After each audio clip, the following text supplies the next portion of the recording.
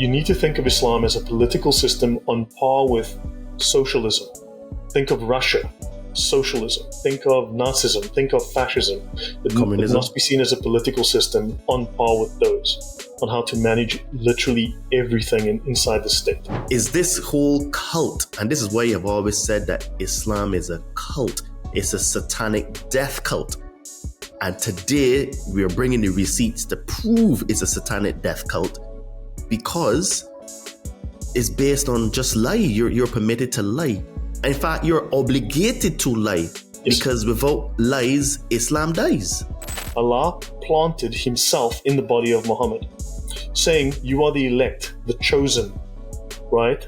I will make the members of your family the guides to salvation. That's what God says in the Old Testament to Abraham. And now this is applied to Muhammad. And Muhammad said, the first thing which Allah created was my light and my spirit. Wow, okay? What a statement. The deen is a socio-political system. It is not a religion.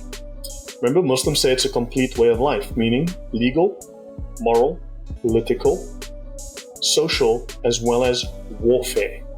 You need to understand warfare is never out of the picture. If you are new to this podcast, please don't forget to like, subscribe, and to share, because that helps us to be recommended in the algorithms. If you would like to support this podcast, please check out our merch store on Amazon with the brand Todd and Me. We've got some cool t-shirts, tank tops, hoodies, and sweaters. Link will be in the description of this podcast. And if you're now starting a spiritual journey, you would like to start a spiritual journey, or you're currently on a spiritual journey and you would like some help removing some fears and traumas, please hit me up on my Instagram at Adriano_246, and it will help you to get some magic mushrooms. Enjoy the show and stay tuned, because we have some more great content coming soon.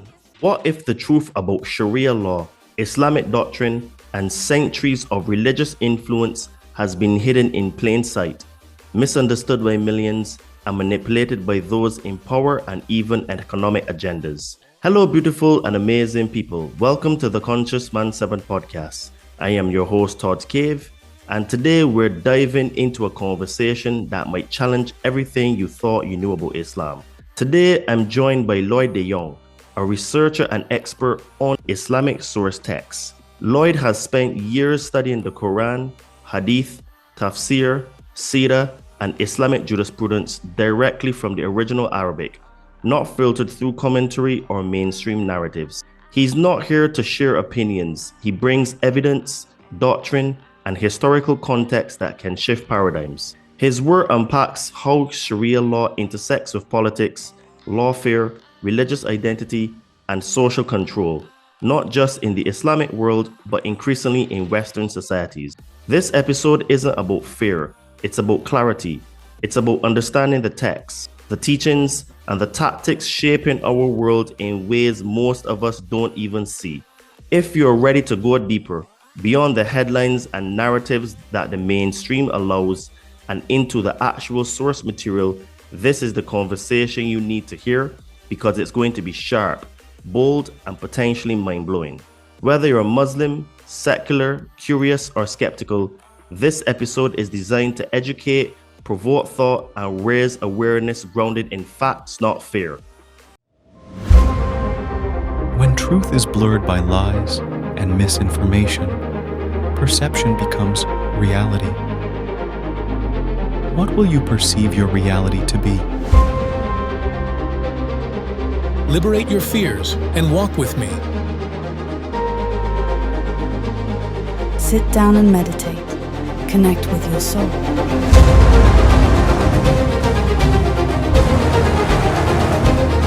Be a monster and then learn how to control it.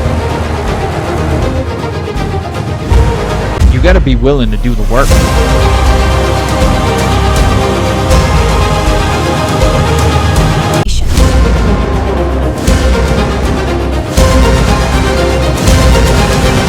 So it really goes really deep in terms of words and etymology and what they mean. So this is why it is really hard to really crack the matrix, because there's so many levels and layers to it, Lloyd, welcome to the Conscious Man 7 podcast. It is an absolute honor to have you on the show, as I've followed your work for some time, and I'm extremely impressed with your information and your knowledge on the said topics today.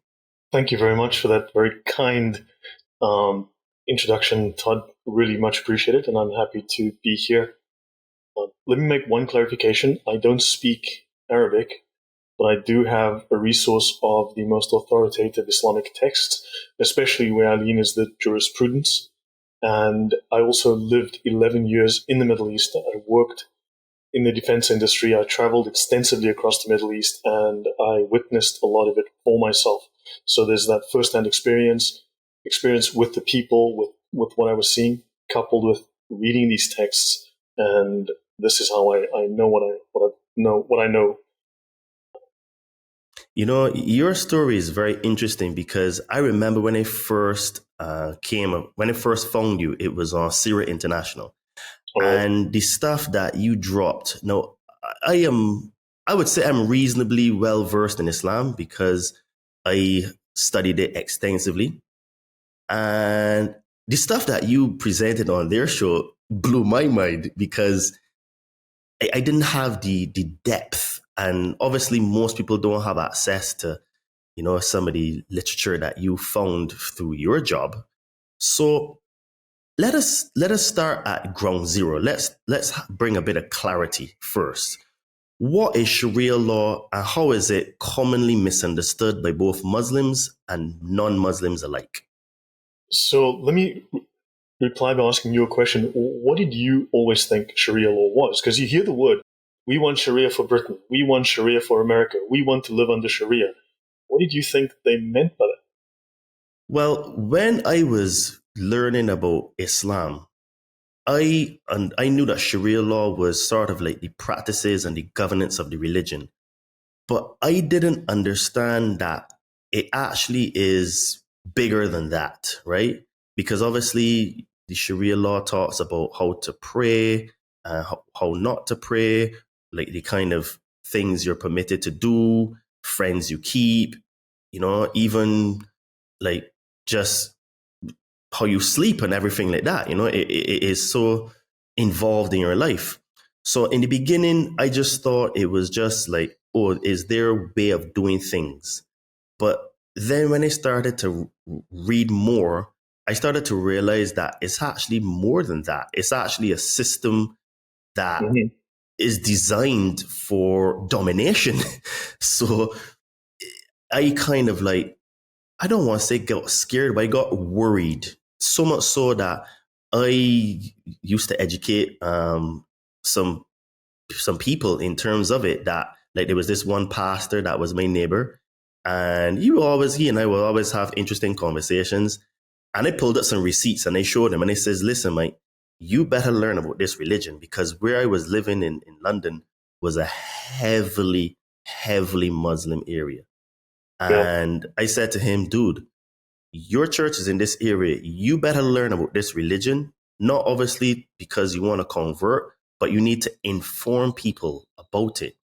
And he was shocked. He was horrified at some of the stuff that I said because, you know, we are always taught in the West that, you know, Sharia law is just their way of living. It's just a code of practice and stuff like that. So that was my interpretation of it. But from your research, it's actually a lot deeper than that, right? Which is what blew me away because I understood that there are elements of conquest in it, but I didn't know the gravitas, the depth that is actually involved in terms of just making it the default law in the world. So, you know, this is why I was asking you, like, from your research then as well, how can you level up how I describe Sharia law is? That's actually really, really well said. And thanks for clarifying that. Muslims are not allowed to speak about the Sharia. So there's so much that you said that I would need to go into multiple different areas and expand upon that. But understand, Islam is not, by its own definitions, a religion. There are two major dictionaries in Islam, the Al-Qamus al-Muhit and the Lisan al-Arab. These are the two major classical Islamic dictionaries that are well known in academia. And in both of those, they define Islam not as a religion. It's defined as what the word they use is a deen. And a deen has roughly 12 areas that it defines, of which religion is optional, and it's about 10th in that list. So it is a political system. It is a legal system. It is a system of social governance. So these are things I will cover. I will go into this. I'll go into the notes and I'll show you, and so you can see for yourself, and also the audience. Most of the research notes and the works that I'm going to show you, you'll be able to get on my channel. In the descriptions of all my videos, I have a link to my Google archive. So if you see me reference the text, it's in the Google archive. Download a copy, read it for yourself.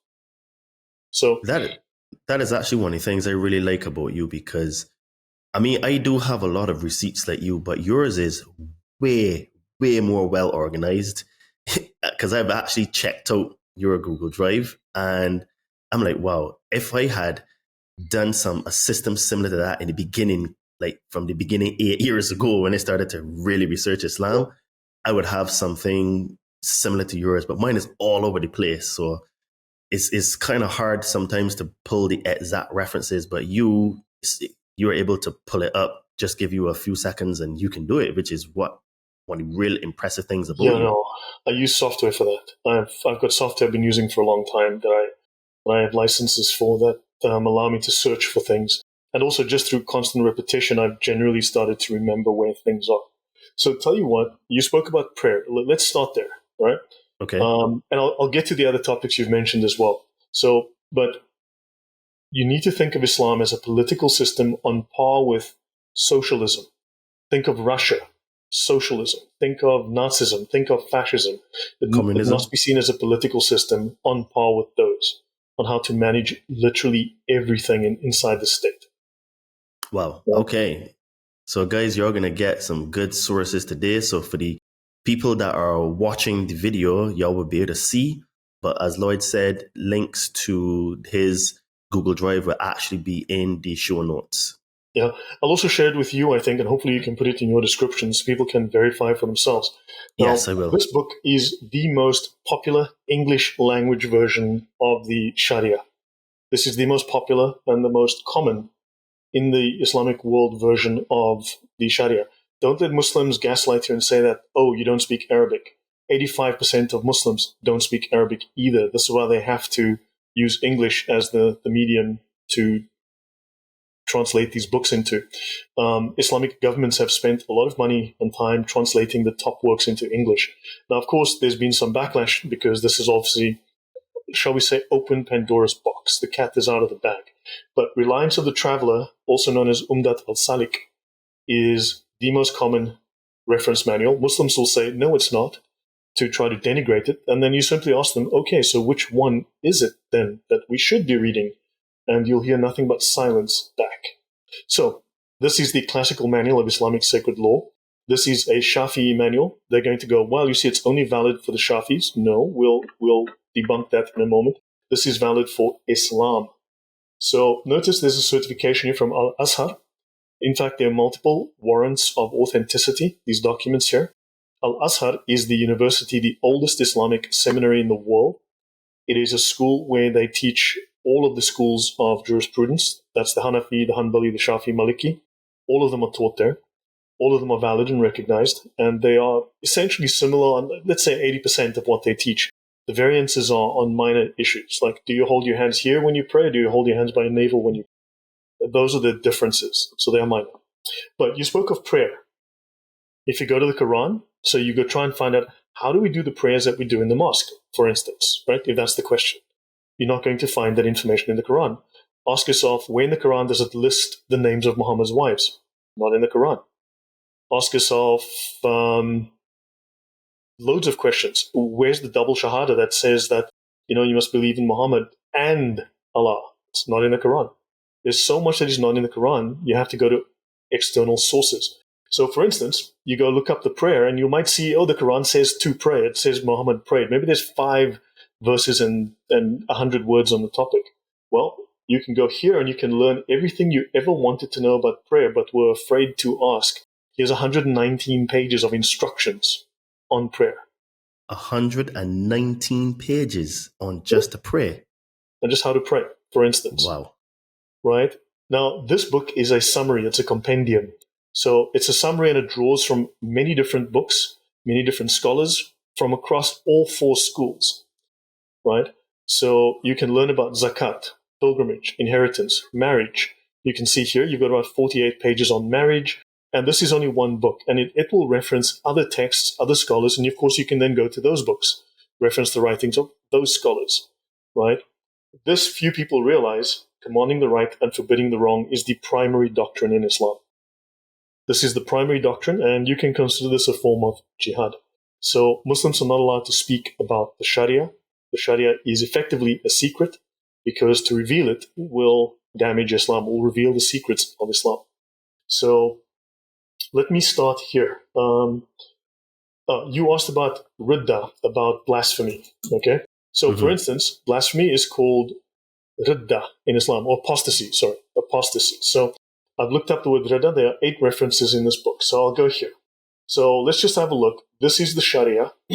Now, Muslims will argue back and forth about the Quran, but I went to look up in the most popular Sharia book in the world, in English. Just read that for me, please, these 2 sentences. It says, apostasy from Islam, ridda. Whoever voluntarily leaves Islam is killed. Is there any ambiguity with that? None, zero.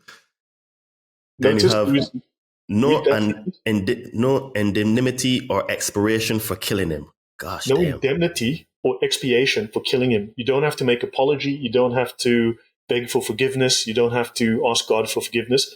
And you'll see why in a moment. There's no indemnity. So you don't have to pay anyone any kind of blood money. There's no recompense. There's no legal penalty. It's okay.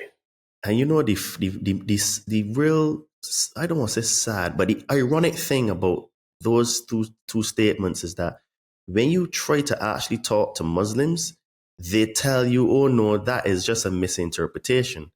And then you always have to ask them and push back, well, can you read? So what I do, one of the tactics I used to do when I used to talk to Muslims is I would actually, how you got me to read that, I would ask them to read it.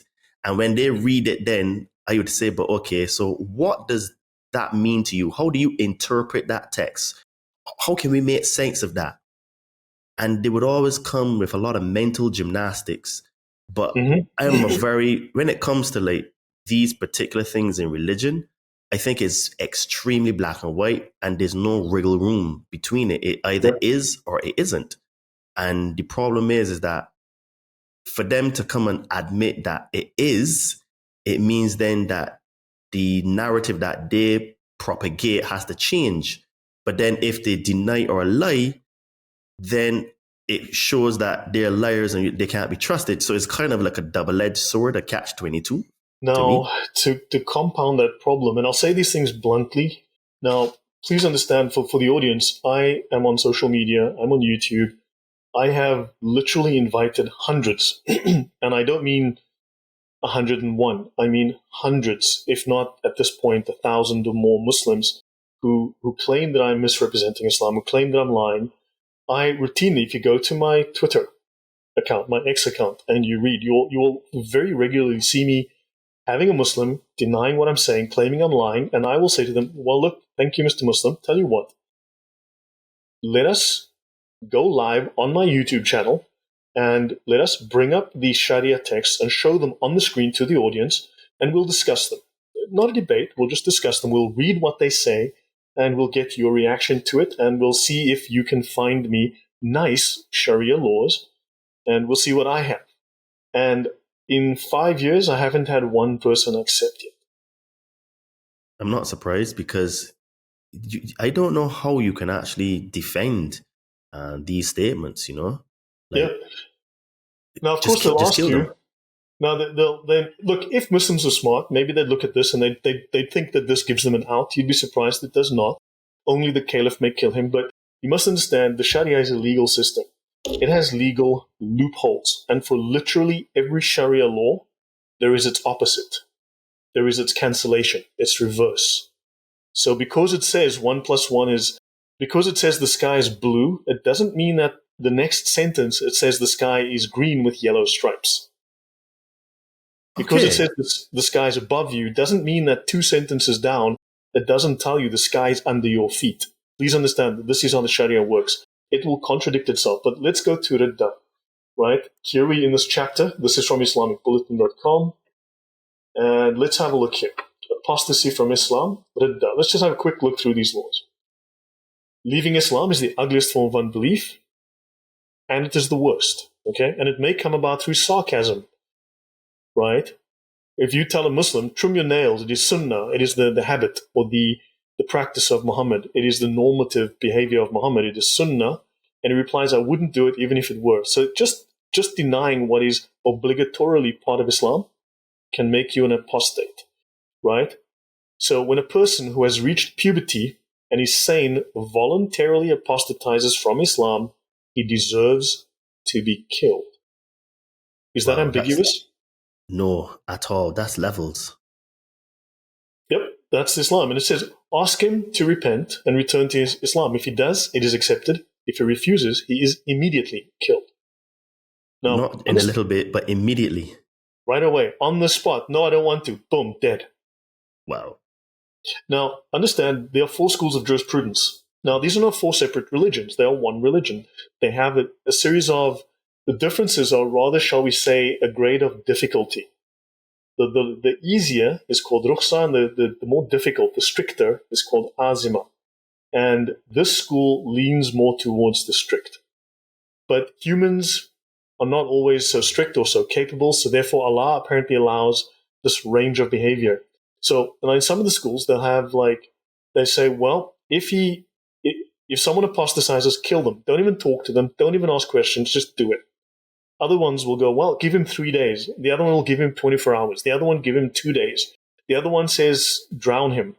The other one says choke him to death with a rope. The other one says burn him to death. The other one says stone him. The other one says chop his neck off. Now, they all differ, and Muslims say, well, they're all different. Yeah, they're all different, but they all agree that you die. They just differ as to when you die and how you die, but you die. So yeah, so much for the differences. The end result is the same. Yeah, it comes down to the same. So there is no indemnity for killing an apostate. It is killing someone who deserves to die. And I think your first thought upon reading this is, wow, Islam is genuinely a religion of peace. I can see this. So loving. You can really feel the love vibrating in the room, in the conversation. Yeah. So much love here. I mean, Buddha couldn't say something this beautiful, for sure. Absolutely. Yeah, I know. It's just how can you find beauty like this anywhere in the world except in Islam? So I think this is pretty blunt. This is why Muslims don't want to study the Sharia. Now, the Quran, there are contradictory verses in the Quran. So you'll say, but the Quran says A, and they'll say, no, but it says B. And you'll say, but it says C, and they'll say, no, but this verse says D. And you will just end up going in circles. The Quran is abrogated. Newer verses cancel and replace older verses. The same is true of the Hadiths. Few people realize even the Hadiths are abrogated. A Hadith that is newer can abrogate a Quran verse that is older. Few people realize this is also the case. Now, I've covered this in my channel on multiple different shows and such. I won't go into all of that detail now, but this is covered on my show. And this is well within the writings of the scholars. But that said, the Sharia is not abrogated. The Quran is abrogated. The Sharia is not and can never be. The difference is, yes? The Sharia is basically the foundation of the deen, because the as final you word. as the you explained, it's not a religion, it's a deen. It's a deen. And the Sharia it took about 900 years to complete. It is the final product. It is the final understanding and the final application of Islam. It is the perfection of the Islamic state, of the Islamic mind, of the Islamic law, the Islamic life.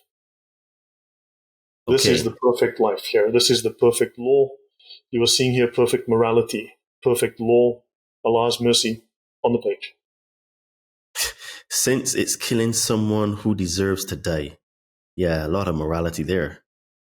So understand, this is what it says. It's very blunt.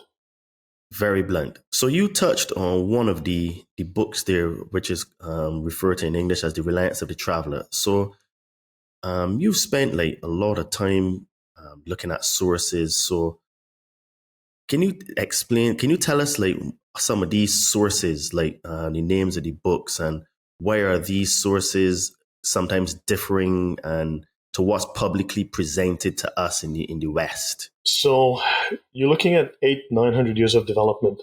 So there were different. There were arguments. There were differences in interpretation and whatnot. It took a long time for this to settle and become codified in the rules of the schools, in the jurisprudence of the four schools, right? So they can show you books of before the Sharia was finally codified, before you had the final design. Think about it. You used to build bridges, right? When you do the design, you're going to do a handful of drafts. Maybe you'll go through a multiple drafting process. You'll iterate, and eventually you'll find, okay, here's the blueprint. We're done. Correct? I mean, is that more or less accurate? Yes, because when you're building, regardless of if it is a house, a bridge, a train station, a water plant, what we used to have at the bottom of the drawing, or you call it title block, would be the revision. So you would start on Rev 1, Rev 2, and Rev 3. And then each Rev supersedes the previous Rev or revision. And then when you go to build, say you're at Rev 10, then Rev 10 would be the one that everyone would work to. So yes, it follows the exact same principle in terms of construction. Yeah. So they might show you Rev 1 and go, wow, look here, look at, here's the plan for the bridge. And it says the bridge must be made of unicorn dust and daffodils. You know, and you go like, hold on, but Rev 10 says concrete and steel. No. Rev 1 that's why we rejected Rev 1. You see, but you as a non-civil engineer, you don't realize that they're showing you Rev 1 or Rev 3. Do you understand? Yeah, I didn't even know that, you know. I automatically thought that everyone was going to the same Rev. So that means that this is deceptive marketing in a way, because the way you look at Islam is like a product that's being marketed to the West to show how glorious it is. So they're purposely using super outdated revs or revisions of. They will use scholars that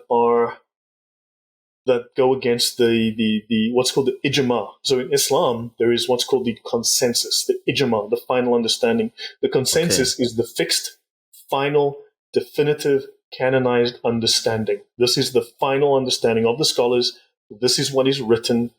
This is how it is. And they will use sources from outside of the ijma. They'll use some scholar that diverges, as opposed to going to the Sharia, because if they show you the Sharia, that would be the end of Islam. People would realize the game is up. This is disgusting. Make sense? Yes. Very, very interesting. So how... Yeah, go on, sorry.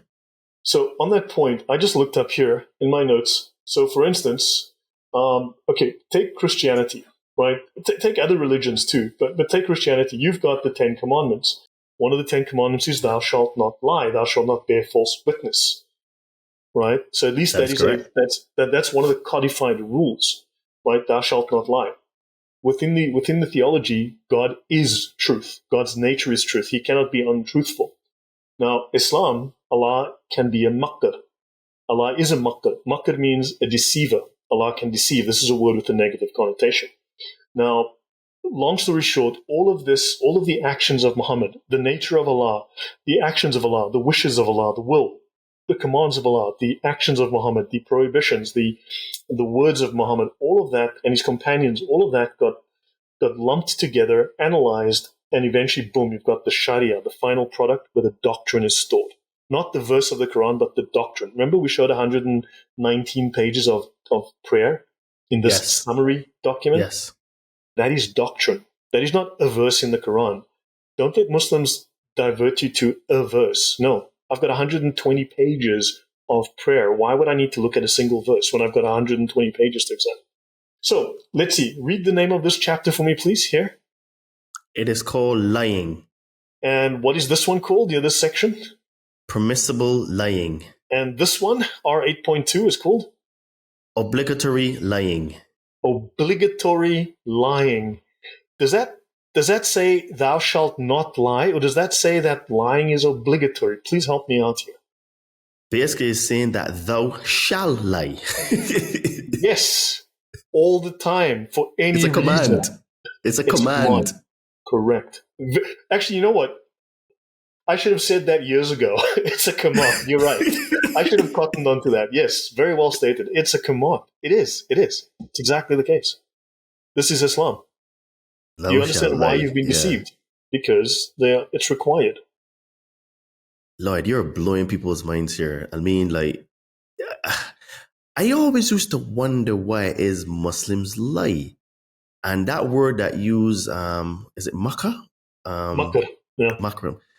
There's a verse that Muslims love to quote. I can't remember off the top of my head, but it says that Allah is the greatest of planners.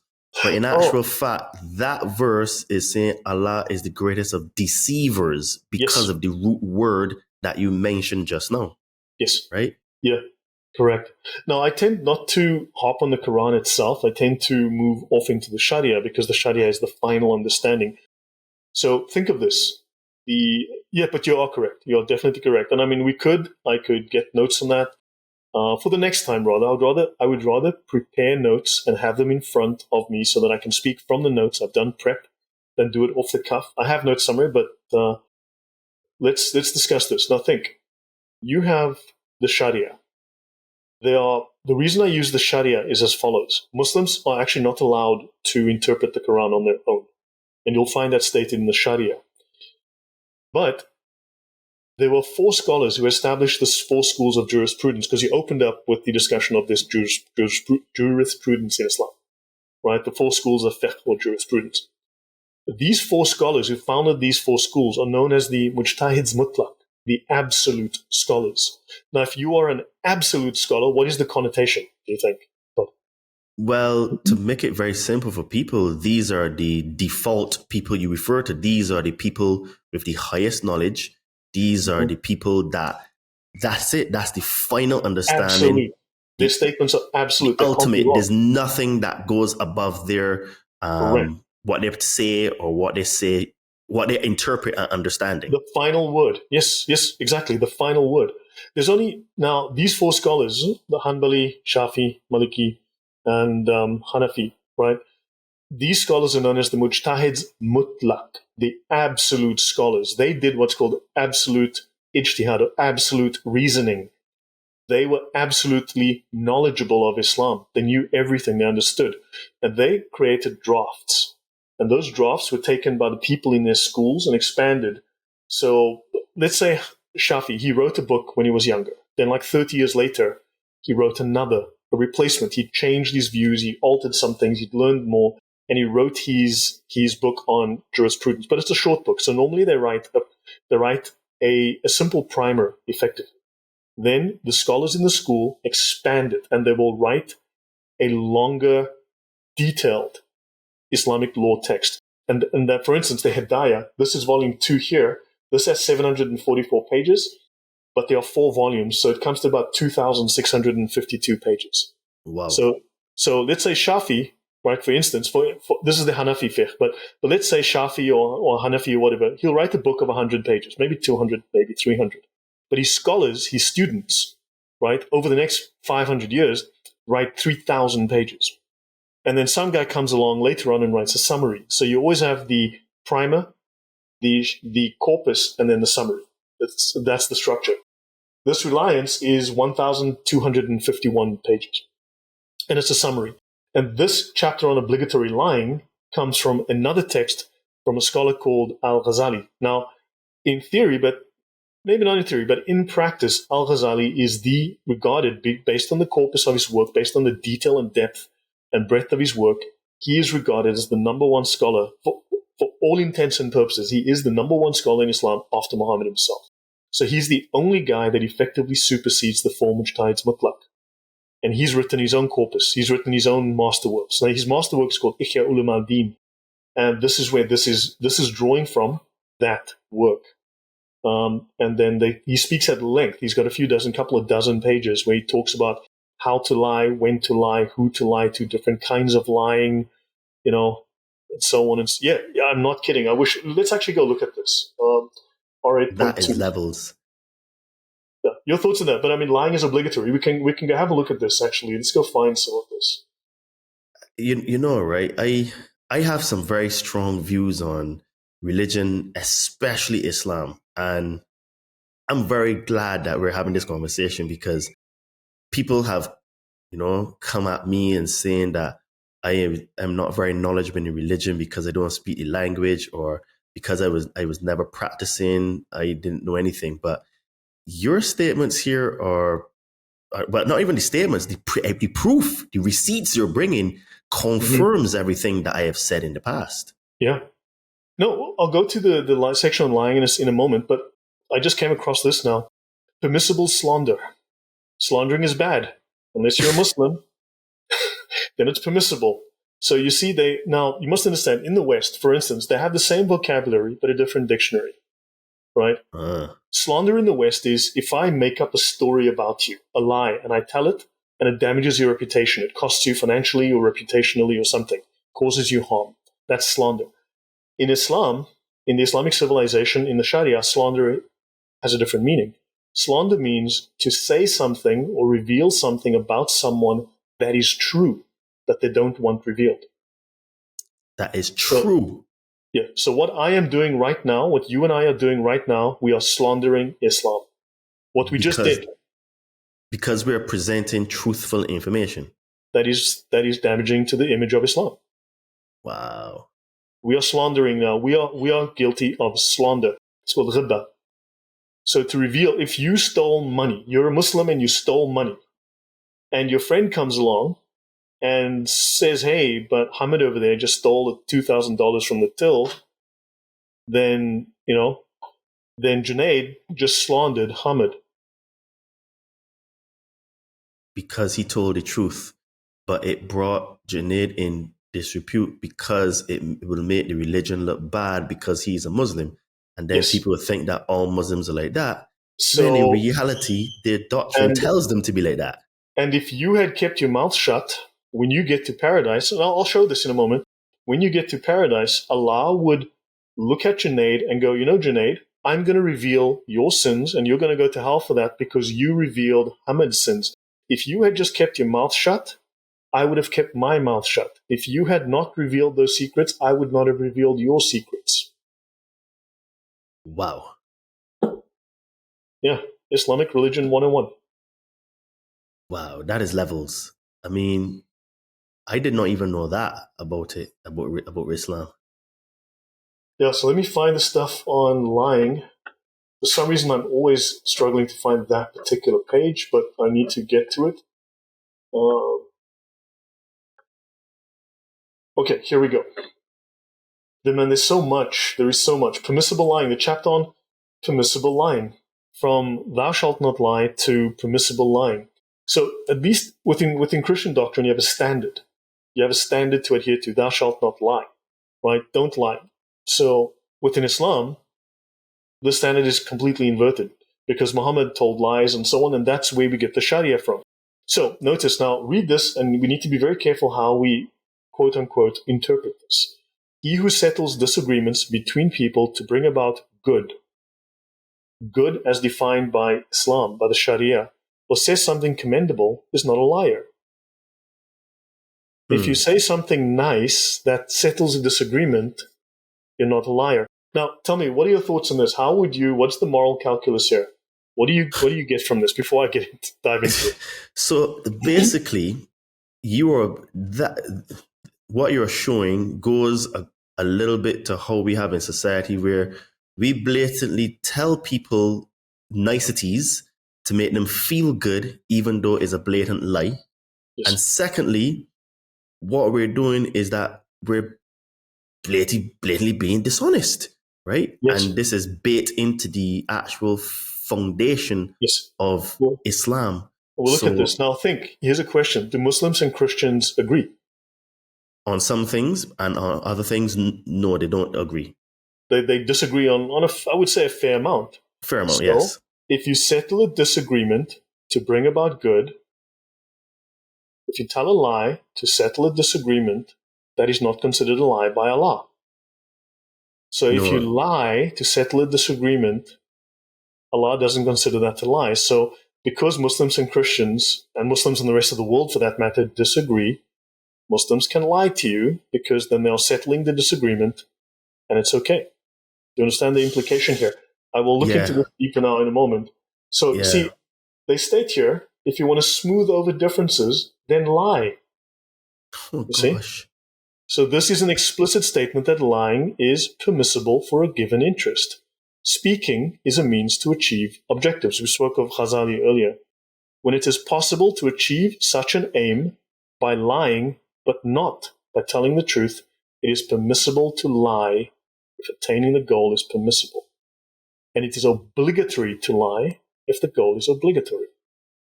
So basically, what you've shown here is that in the West, Muslims are actually following their deen, their religion, their law, by telling us lies that their religion is wrapped in flowers, bubbles, and smells like Armani, right? Yes. So that we would buy it, but they know full well that it is not the case, but they're basically commanded to lie to give us niceties.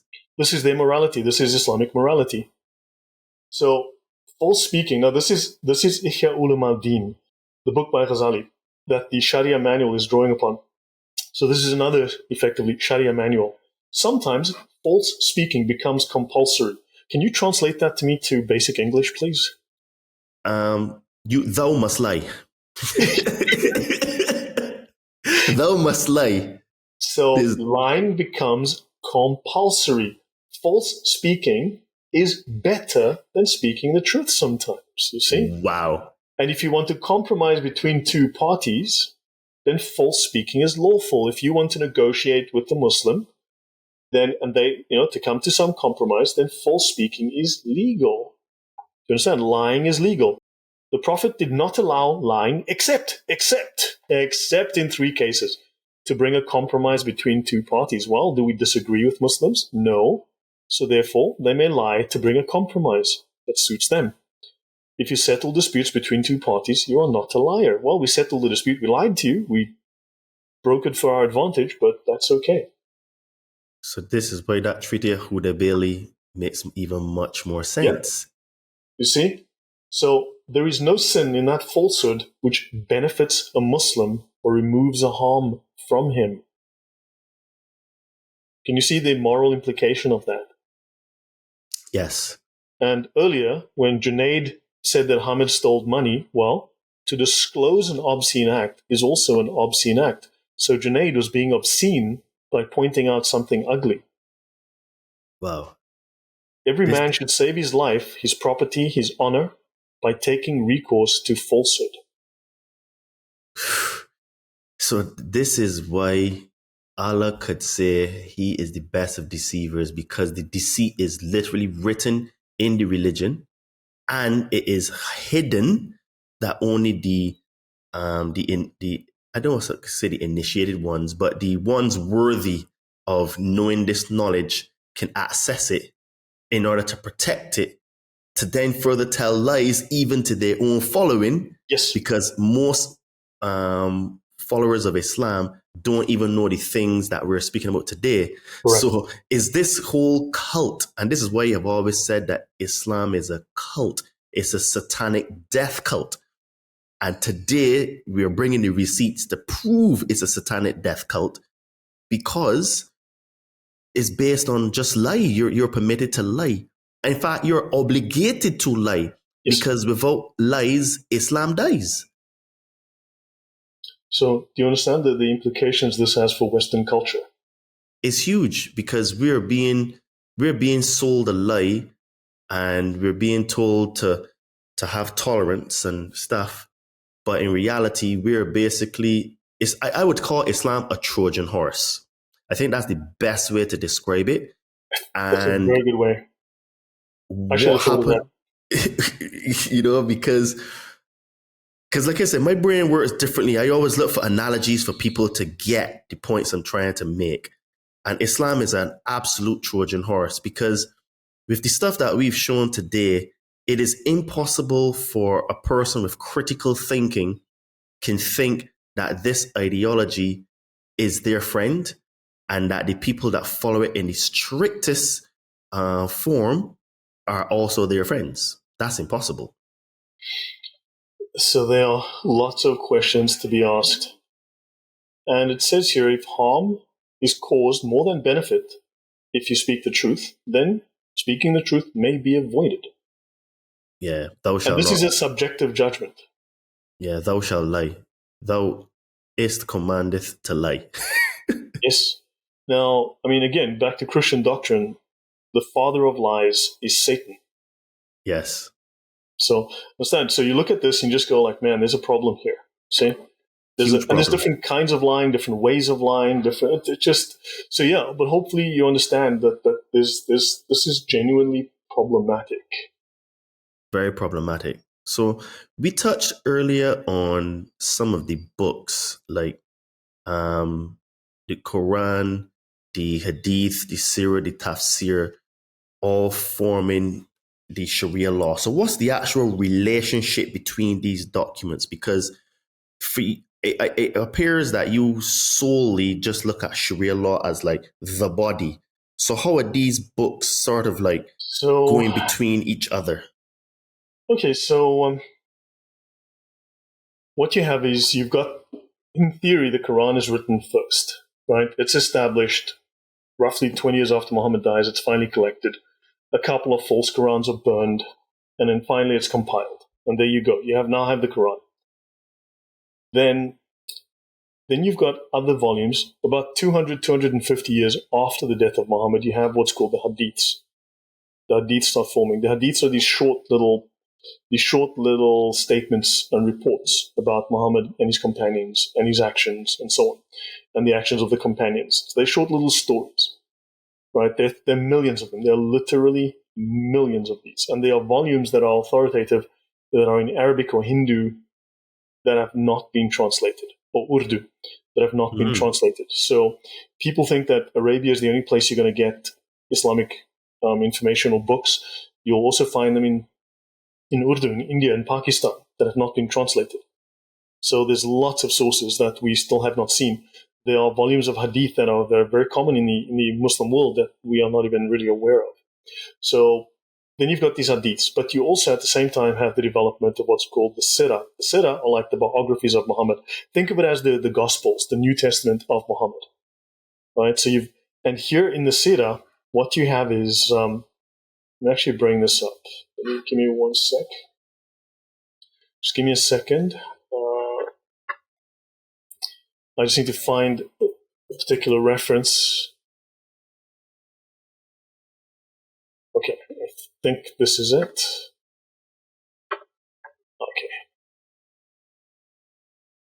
Okay, so then you have the Sira. And the Sira it's like a filling in of the story that's missing from the Quran. So it's the stories of Muhammad's life. And here you start to find things about Muhammad's life that really can't be verified in any real sense. So let me find here, I just got to find tree. Let me just see. No, I'm going to have to just find this now. Okay. So basically, the like how the Nag text in terms of having Yeshua's life. Yes, actually, that's a really good point. Yes, it's basically like these Gnostic Gospels written in the 2nd, 3rd, 4th, and 5th centuries that try to fill in certain blanks, and they make up a story or history. Like for instance, you'll find in these books, right? You'll find here how Muhammad, how his chest was opened. Okay, you'll find these stories have no basis in history. There's no way to confirm any of this. They say they took out Muhammad's heart, like when he was 4 years old. 2 men dressed in white, glowing men in white, came and they opened up his chest, extracted a lump of flesh, saying, "This is the portion of Satan in you," like a little black dot. Then they put Muhammad's heart in a golden tray filled with ice water, Zamzam water. You take your pick, Coca-Cola, who knows, but it's different versions of the story. And they washed it and they put his heart back in his chest. Okay, so you'll find things, but what I want to get to is something else that's more important. By the way, you spoke earlier. I mentioned that, you see, this is from the Sharia. This is from the Reliance as well. If a Quran is purchased for someone, it is obligatory that that person be a Muslim. The same is true of books of Hadith and books containing the words and deeds of the early Muslims, the companions of the Prophet, and so on. Quran means any work that contains some of the Quran, even a slight amount. This ruling holds for any religious books, even what's called the Tabaqat of Shar'ani, meaning the Tabaqat of Shar'ani is really biographies of scholars. of Muslims, early Muslims. So what they're saying here, and you sometimes have to read a little bit between the lines, Islamic knowledge is only for Muslims. It's a secret. Unless you're a Muslim, you should not know it.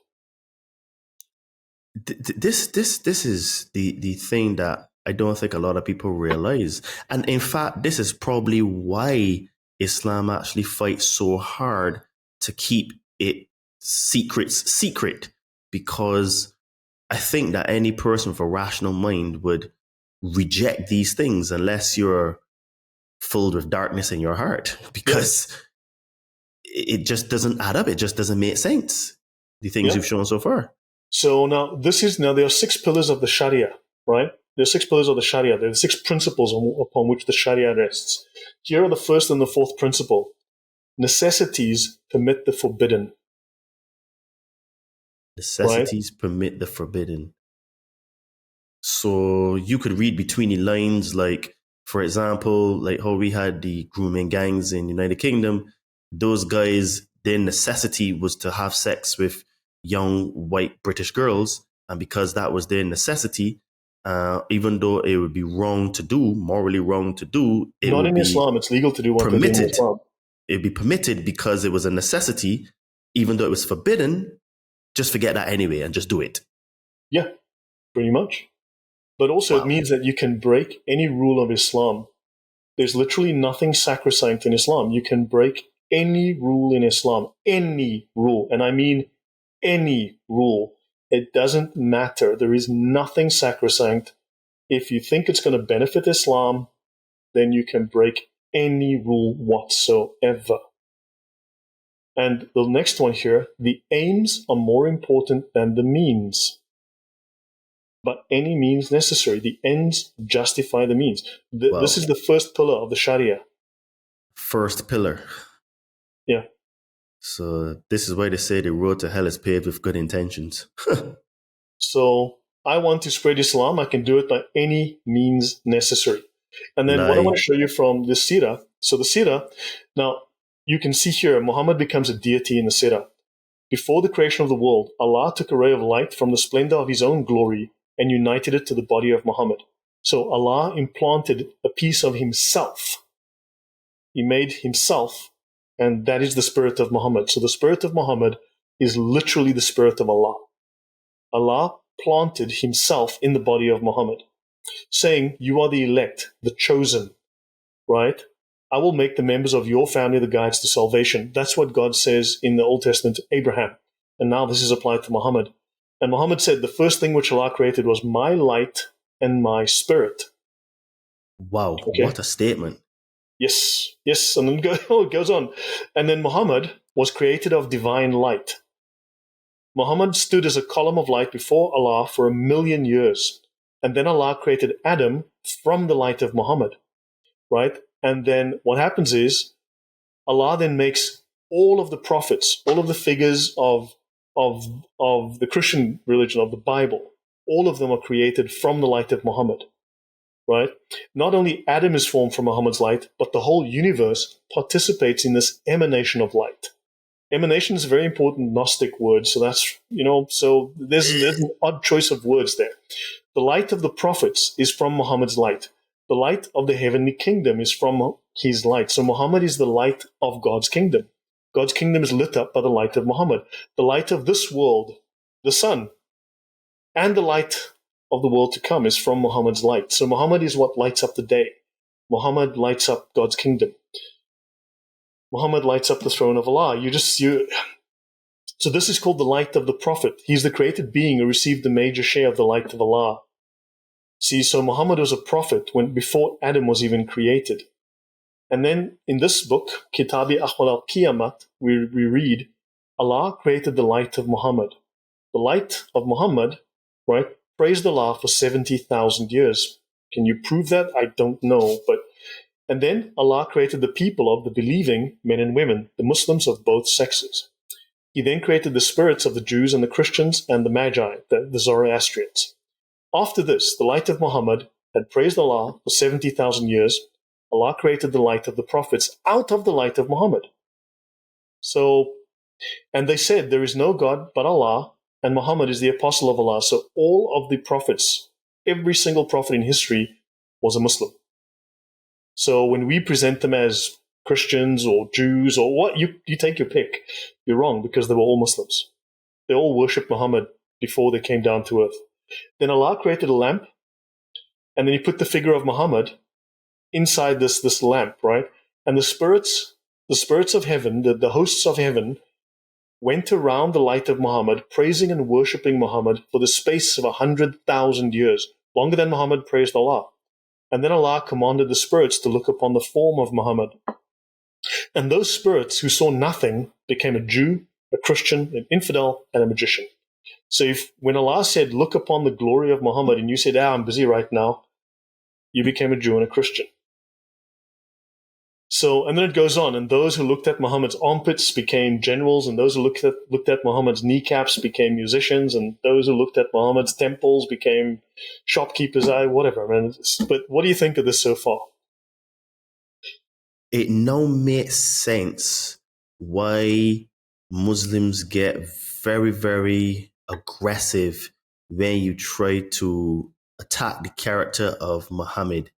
Because in reality, looking at this information, Muhammad is actually Allah, or maybe he's a deity, or maybe Allah is his split personality. Could be better said, because it really looks like if Muhammad and Allah have been put on equal footing, because according to this text here, the light from Allah came into Muhammad, and because the light of God is in Muhammad, basically Muhammad became God. Yes. You're very good at you are excellent at putting the pieces together. You're very good at this. This is levels. It now makes sense, because the religion is the man, the place, and the book. And today we've looked at the man and the book. And then I would say books, because these books here, that's why I asked the relationship. So all this comes out of the Sura. So that means then that you were obligated. Comes right out of the Sura, that's for sure. The Sira, yeah. The Sira, yeah. Oh, I said, my bad, yeah. The Sura. Yeah, you know what I mean? Like, my brain probably knew exactly. Argument for me. So the Sira, you have to believe in the Sira in order to be a Muslim as well. Is that correct? Here's the thing, though. These books get taught in schools. They get taught in Islamic schools. They get taught in madrasa. The kids get taught this stuff. If you go speak to a Muslim and ask him about it, he's going to deny it. He's going to say, no. Why do they keep publishing these books? Why do they teach these books? Why do they quote these books? Why do they have quotes from these books in sermons and in... So they will deny it because it's embarrassing to them. They don't want you to know. Have you ever heard Muslims repeating this stuff, talking about this stuff publicly, posting it on social media, saying how Muhammad's a deity? There's so much more, man. There is so much. The miracles associated. There's nothing of that in the Quran. I mean, zero. Absolute zero. But you got to read the miracles of this guy. But the mad thing about it is what you've shown today so far is that by them telling you no, they're actually following the Sharia law, because the Sharia law says that you must blatantly lie in order to protect the religion, in order to not bring the religion in disrepute, right? Yep. So in fact, they're actually in their minds being truthful by lying to protect the religion because it's for the greater protection of the religion, which...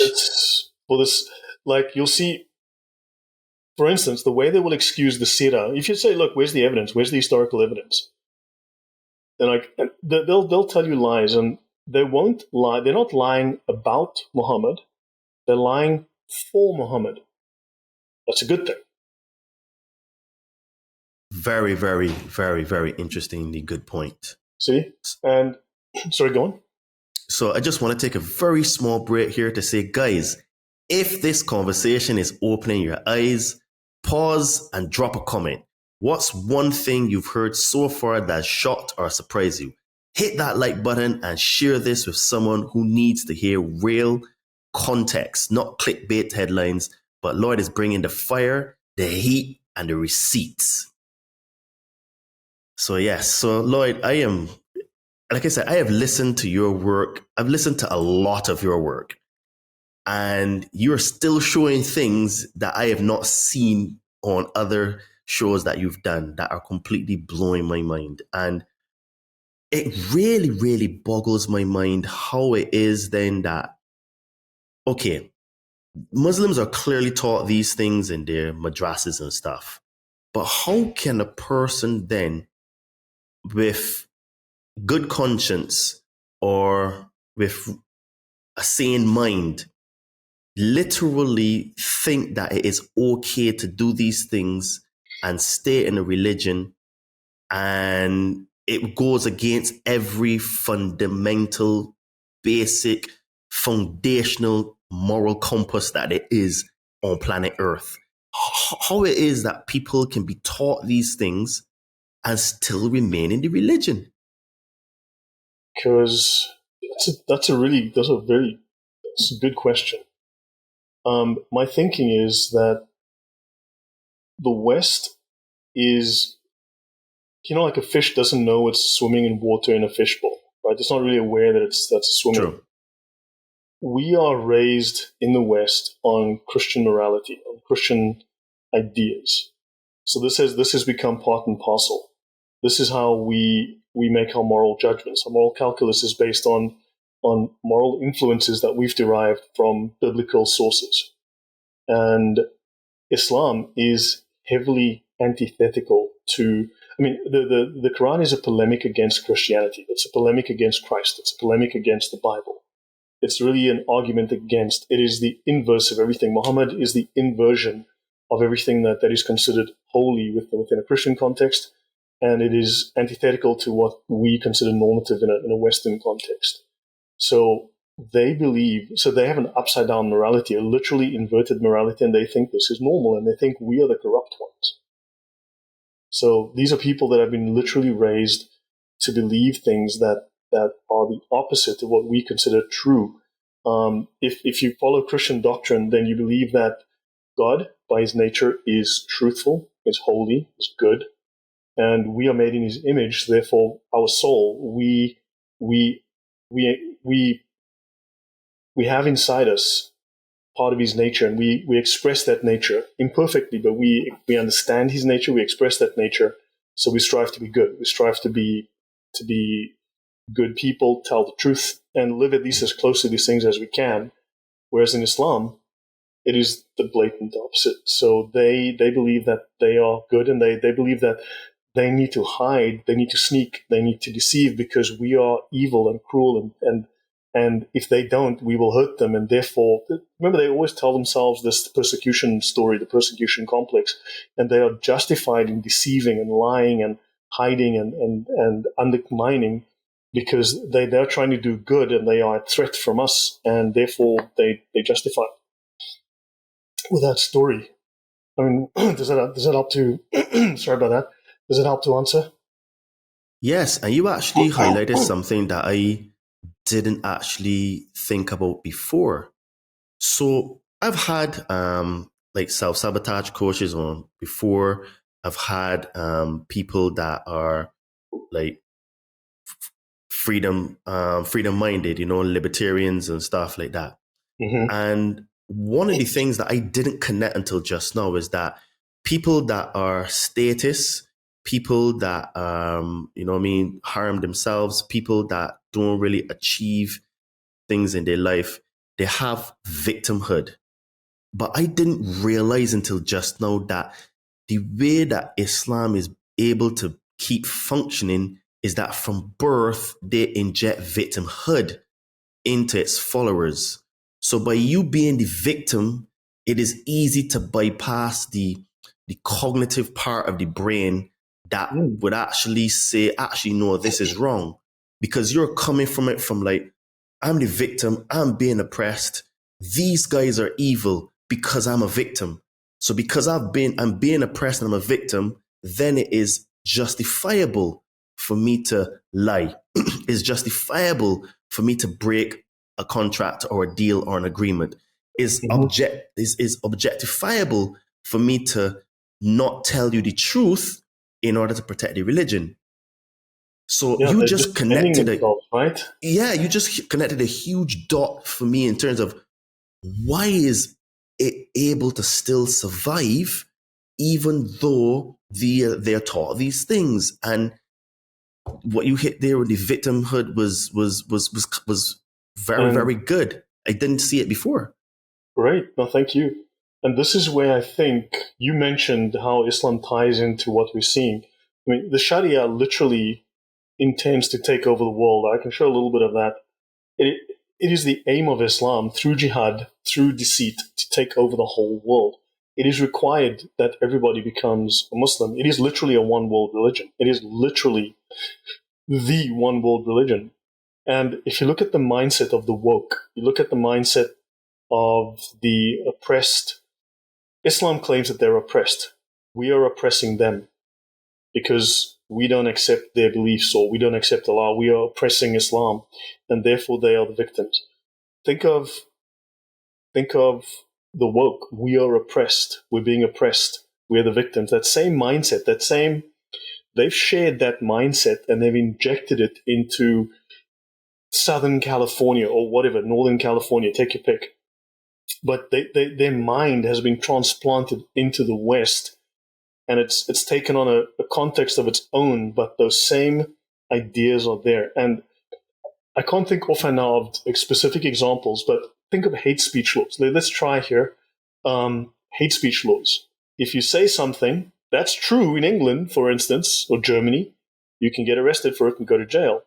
Now, in Islam, they've got slander laws that, think about COVID. Oh my gosh, think about that debacle.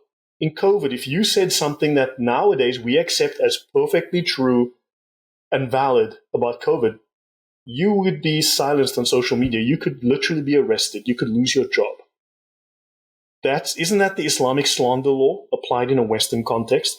It's Islamic Sharia law with Western characteristics. That is a very good description of actually how it is. Like, you've just shown a very big connect there in terms of the Islamic mind actually being used to propel this sort of like woke agenda and this totalitarian dystopian society where they're using the Islamic slander to applicable to things like when we had the pandemic, because it's true. If you told the truth in that time, 5 years ago, you were heavily punished. Just like in Islam, if you tell the truth about Islam, you're heavily punished. So it makes me actually start to think now, if the Islamic mind or the way of being is the sort of like the mind that the globalists and the rulers that shouldn't be have used to subjugate the planet. Because I'm starting to see now with this conversation how a lot of things are making sense, where in fact, this is why I'm very, very happy to have this conversation with you, because from what I am seeing on this conversation, Islam has a bigger impact on our society than people actually realized. Mm-hmm. Because the ways of being and some of the actual practices in their law are actually being put in to our Western quotation marks democracies. Yes. But I don't think a lot of people actually realize that. And I think this conversation will be listened to over and over again to make that connection. Think of hate speech laws. What's different between hate speech laws and the prohibitions in the Sharia? There's none. It's exactly the same because it's slander. So understand, it's the same concept is applied with Western characteristics, but it's the same idea.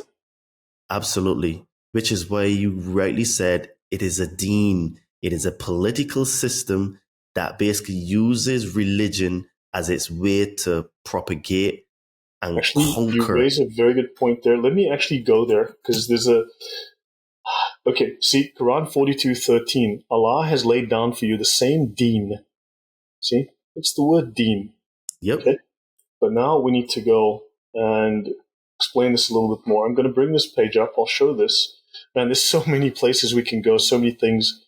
I know. But this is it's fine. We're doing fine here. I think this is very, very logically, and we're moving very logically. We're progressing, step by step, and I think it's really good. So, a deen is a socio-political system. It is not a religion.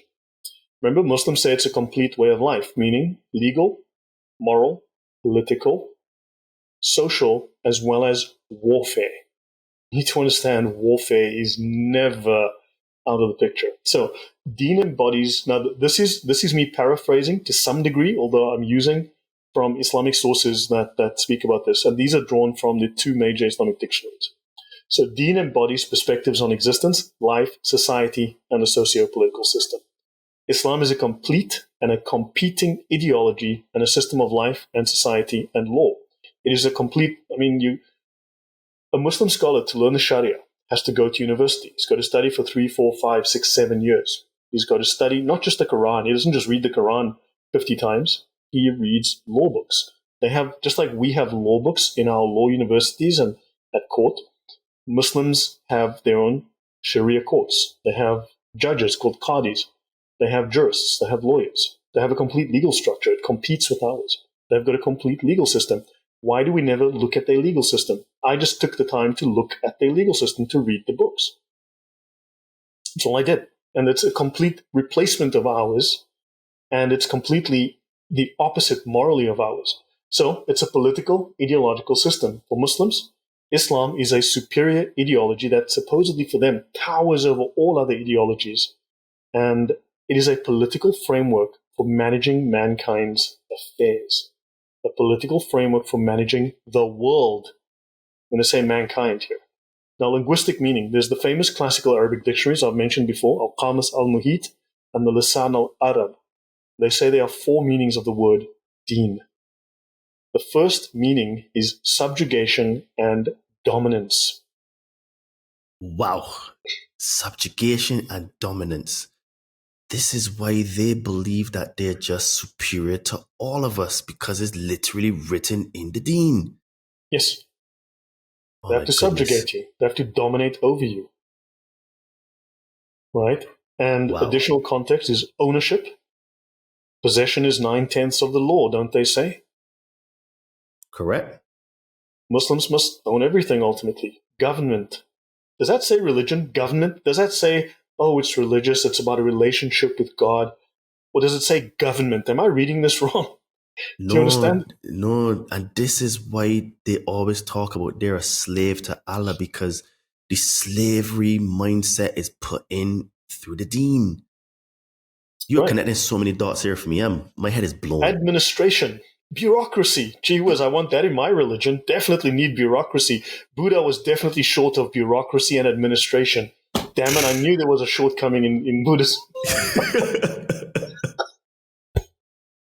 Oh my goodness.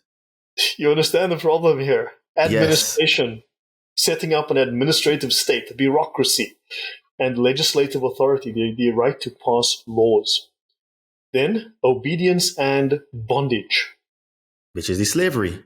Subordination and dominance under the power of others. Now, sometimes I quote what I copied from the page, but they don't mean others, under the power of the Muslims. Let's be blunt here. Facts, yes. Rules and regulations. Doctrine, ideology, tradition, or religion. Religion only now comes into the picture. Optional. It's number 10 in the list. It's optional. It's optional. Yeah, it's optional. Or optional. Wow. And then reward and repay. As long as you listen, obedience and bondage. Subordinate yourself. As long as you shut up and do what you're told, we're good. Yeah, like a gang, like a cult, a cartel. You understand? And then reward and repayment. And maybe you'll get rewarded for being a nice, obedient little slave. Or you'll be held accountable and we kill you. Jesus. See how that works? So the first meaning, according to the dictionaries, is subjugation or dominance, administrative or legislative authority, to put pressure to be obedient, to force you to be obedient. That's what they did in Soviet Russia, I believe. Or using power to enslave or make you obedient. And they say in Arabic, Bentuhum Fadanu means I subjugated them, so they obeyed me. They obeyed me because I could hurt them, because I had dominant control over them. Also, it means I ruled or governed upon him. It doesn't say, no, I found, Jesus was in my heart and we had a relationship. It means I ruled or governed upon him. That is political control. So a dayan is a person who dominates and rules over a state. This is state control. So notice it says here, the second meaning is obedience and bondage, subordination, and domination by someone, the Muslim leader, the caliph, or the Muslims. Because in the absence of a caliph, the Muslims have to take on that responsibility. Bearing humiliation under subjugation and the power of others. They must humiliate and subjugate others. And al-din does not mean religion, it means obedience. Wow, this is incredible.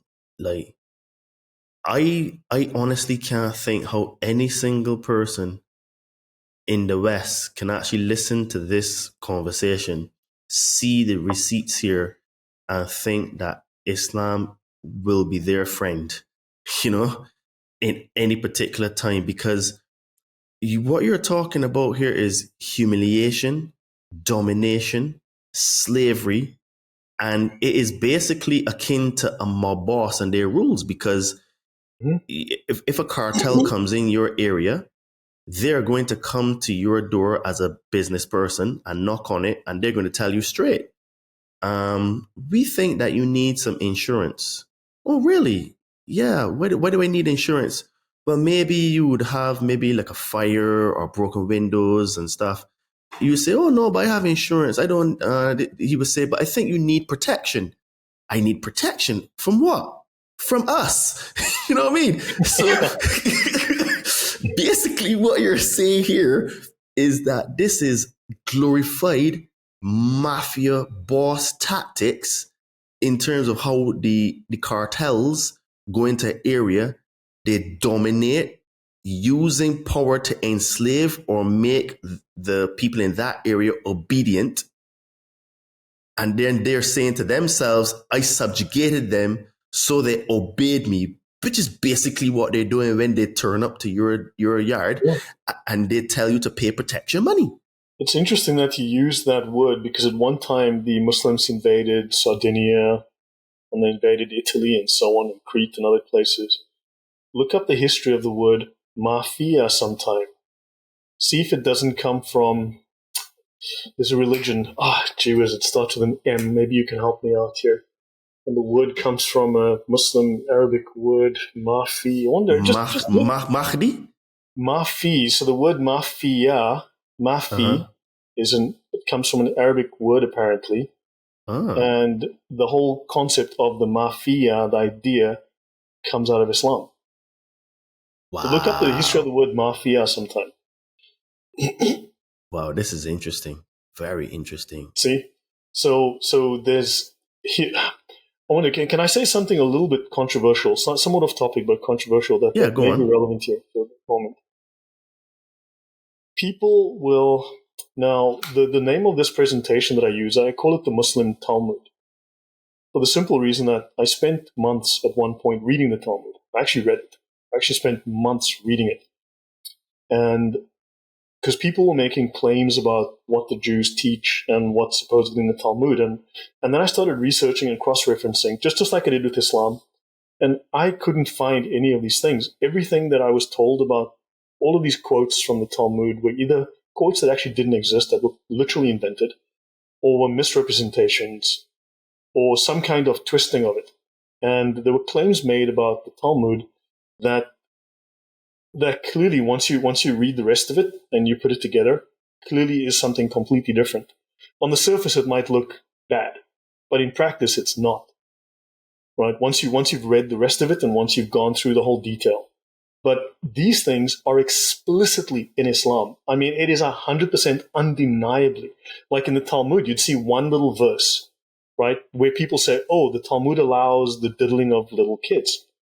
And we can go through the Talmud, we'll go now through the Sharia, and we'll look through. The Sharia has whole chapters in law on diddling little kids, entire chapters, not just one little verse or a single sentence, literally a single sentence taken out of context. It has entire chapters in the Sharia, in multiple Sharia books dedicated to diddling children as young as infants. And by infant, I mean in the cradle. So people claim the Jews are this and the Jews are going to take over. There is nothing in the doctrine, in the written doctrine, there is nothing that I can find. But you go in the Sharia, every single claim that people make about Jews is literally true about the Muslims and Islam and the Sharia. Just wanted to raise that. I mean, just there's something I see all the time on social media. The thing is, I don't want to go on a tangent too much on the Talmud because I've got my own views on that. But what you're saying about Islam and in terms of what is written is absolutely true, because there's a famous verse in the Quran, Surah 65, verse 4, and it talks about, paraphrasing, that he is allowed to have sex with a prepubescent girl as long as her iddah, which is the waiting period of 3 months, is observed. And it doesn't actually give an age limit for what prepubescent is. Basically, a prepubescent girl is any girl who's not had her monthly courses. So you can interpret that as to from 1 day old to whenever she's has her period to at 12, 11, 13, you could interpret it there as there is. Let's actually have a look at that exact problem. Let's study that, because Muslims deny that constantly. But let's examine that exact problem, because as I was saying, the Talmud, people point at literally one sentence in the Talmud, and they'll say, look what the Talmud says. In a book that has like 12 million words, and they pick like 5 or 10, and they go, yeah, there's a problem. But the Sharia has whole chapters on it, not just a single few words taken out of context, like I said, chapters. Now, let's do that. Let's examine that exactly. So, Pakistani courts. We'll use Pakistani courts. Pakistan is an Islamic country, and I'm assuming they're doing Islam generally correctly. So, this is from a paper by 2 PhD scholars, both of them lawyers at university in Pakistan.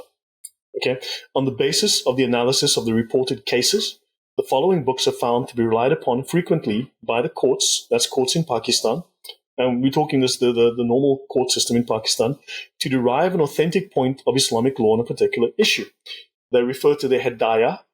Okay, I just showed the Hidayah earlier. Let me just briefly bring it up. This is the Hidayah. It's right here. This is called the Hidayah. This one has 2,650 something pages. I mentioned that earlier. Right, I have that here. They also mention a book called The Digest of Mohammedan Law by Neil Bailey. That's the name of the translator. These are books that have been used for centuries. This one was very popular in India and Pakistan and that part of the world as a book of Islamic law. Okay, it's still in use today. Then they mention this book here, and they mention this book here by these two guys, 2 more modern books. Okay, so let's have a look what the Digest of Mohammedan Law says on the issue of Quran 65:4. Right, let's have a look. And this is from the paper. It's called, if you want to Google it, Genealogical Analysis of Islamic Law Books Relied on in the Courts of Pakistan by Shahbaz Ahmed Chima, Professor PhD. And this guy, assistant professor, he's now a PhD. The reference I have is about 5 years old. So by now, the guy actually has, if you go look him up, he has his PhD, as I recall. University of the Punjab, Lahore. Okay. So this is the Digest of Mohammedan Law, right? And it's translated from the original Arabic, second part. So do me a favor, please read what's in yellow here. It says, when a man has had sexual intercourse with a girl under the age of 9 years and has ruptured the parts, it is unlawful for him to have further connection with her, but she is not released from her ties if connected with him by marriage or slavery. If no rupture has taken place, the prohibition is not incurred according to the most valid opinion. Wow. If she's not ruptured. You know what that means? Wow. Basically, if he didn't, by some means, not rupture her internally, he can keep No, raping this her, means, basically. yeah, well, there's internal rupture granted because a young girl of that age, under 9, her vagina is only about 3 inches deep. Now, if you take the average guy, let's say he's got a 6-inch dingus, that means, of course, he can cause severe internal damage. But the problem Bleeding. is that in a young girl, the canal is not very big. No. So the penis is larger, which Yes. means he tears the skin between the vagina and the anus. And we're going to cover that in a moment. You're going to see it's in the law. They go into some detail. You'd be surprised. Jeez. And you rip that open so that the vagina and the anus become one whole. They literally say that. Wow. Well, That just I'm sent happy to chills go up my there. body, man. Dude, I cried. The first time when I discovered this, I sat here and I cried. I can't explain to you how disgusted and angry and sad I was. I cried when I read this. Wow. So the anus and the vagina become one. That sent chills up my body, man. This is Islamic law. This is not an exception.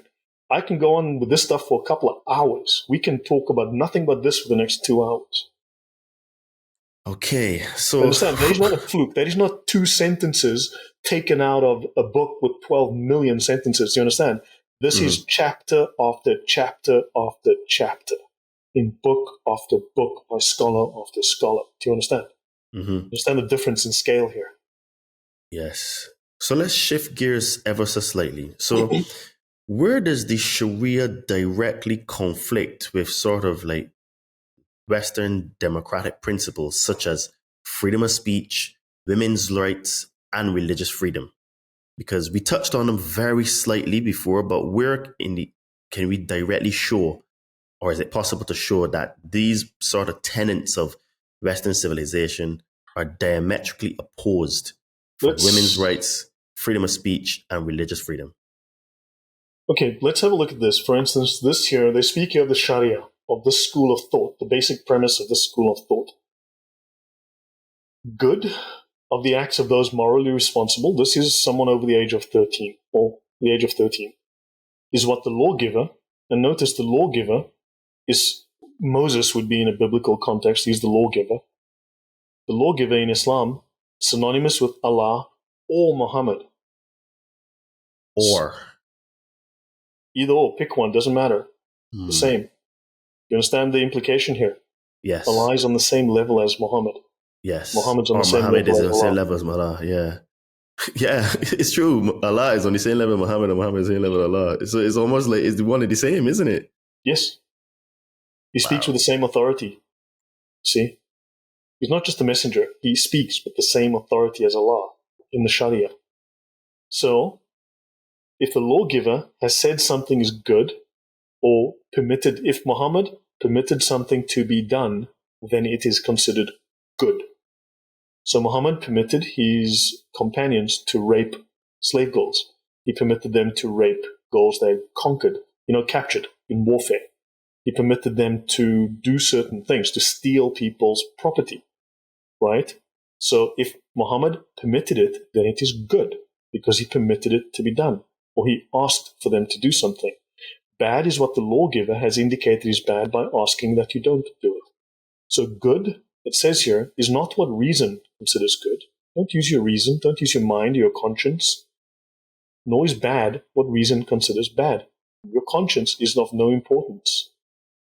You see, because good and bad, according to the Sharia, is the sacred law, not reason.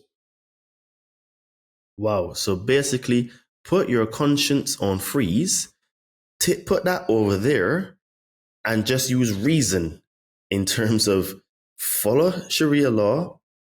Don't mind what your conscience is telling you. Don't use reason. It says not reason. Don't forget. Or not reason. Not reason. The sacred law. Do what the sacred law says. Just follow the sacred law. Rules. Right. See?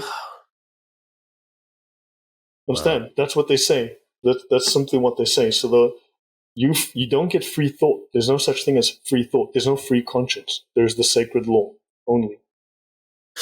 So basically, freedom of speech doesn't exist because it blatantly counters the Islamic narrative.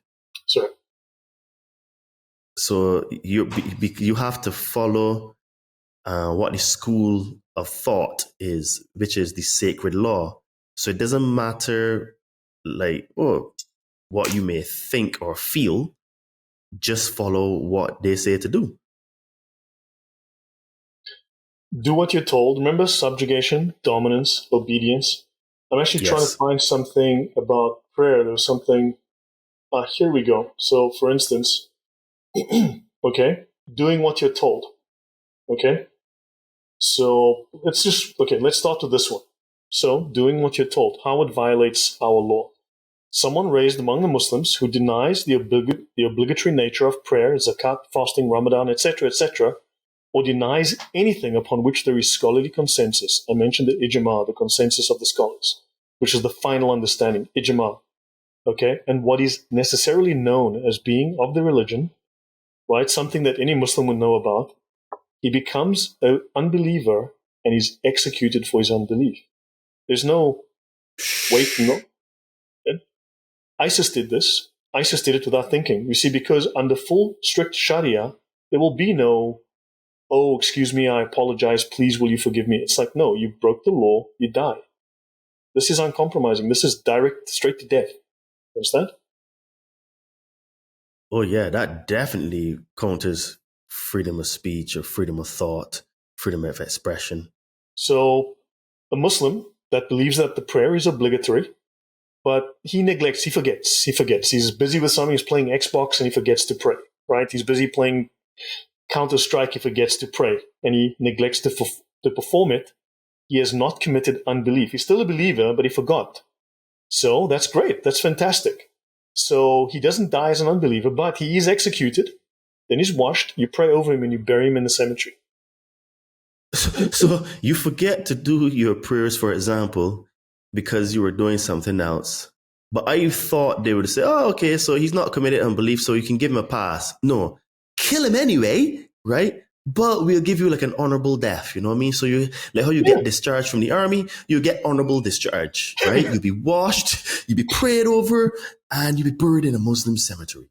Yes. Now, being washed is actually humiliating, because when you get to paradise, Allah's going to look at you and go, you look like you died in comfort. You should have come to me covered in blood, covered in scars. You should have had stab wounds. You should have had arrows through you, because then you would have died honorably. You would have died in jihad. You would have been killing in jihad. You would have died in jihad, and I would reward you. But you come here all sweet and pretty with your manicure and your pedicure. Okay, man, you know what? I won't kick you out, but go sit in the dunce's corner and don't see me again. Wow. That's how it works. That is insane. So okay, question. You brought up a point that I didn't know. So when a Muslim dies, their body is not washed before they're buried. A jihadi will not be washed. He will die as he is, covered in blood, because that's a sign to Allah of his allegiance to Allah, because he's jihadi. Jihadis get 100 times more honor. They go to a paradise, a level of paradise that's 100 times higher than anyone else, except for the scholars. Wow. Okay, so this is next level.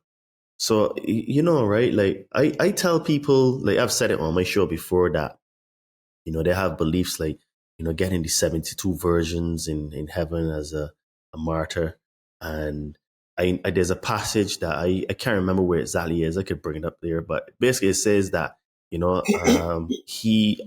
a martyr would love to die in battle, come back again, and then die again, come back again, and then die, and then like it's next level. So it looks like if like just this religious war type mentality has been inbred into Muslims, where it's like, again, I think it comes from the victim mentality. It comes like we're being oppressed, so we are supposed to cause war and to push back and to fight, because look at us over here, we are being taken advantage of, poor us lowly Muslims. And then then even, but when you're in the club, you forget to say your prayers. All right, well, we'll just kill you anyway because you won't die as an unbeliever, but you didn't take Islam seriously enough that Yes. it takes over your entire life. So we'll just kill you anyway. Yeah, correct. I mean, well, we can briefly talk about jihad. How long did you want to go? Because you said about 90 minutes, right? Well, we can do a few more minutes here, like another 15 minutes Let's or so. do a little bit. So you spoke on that topic because that's a topic worth exploring in depth. Maybe next time we can go into more depth on that. Because that requires a bit of time. But let's have a look here of thefts which occasion amputation. Muslims deny that there's amputation or said, no, it's meant metaphorically. Let me be clear. It's metaphorically. Okay, there's no meta to it at all. Okay. Metaphorically. And for, like in Portuguese, like afora means outside. So it is actual cutting off. So it's the body. Oh, yeah, no. It's being cut. Of the manner of cutting off the limb of a thief. Why would you need to cover that? Well, why do you have like 50 pages on how to cut hands and feet off if it's 50 pages? Right? So you can go through all of this, and you can. Then they have here, because it's the religion of peace, on the manner of waging war, right? Of plunder. Tell me the word plunder. When you hear the word plunder, what do you think of? Theft, Pirates? looting, stealing, pirates. Yeah, pirates. Plunder and how to divide the plunder. This is a Spoils of religious war. manual. Why is it discussing how to wage war and how to divide plunder, how to loot? You understand? We can go into depth in some of this stuff, but you get it. This on the conquest of infidels. Okay, religion of peace for sure. Very loving, Right? Let's have a look at another text. I want to go through something here that will be very interesting. Let me go. Oops. So I need to go to.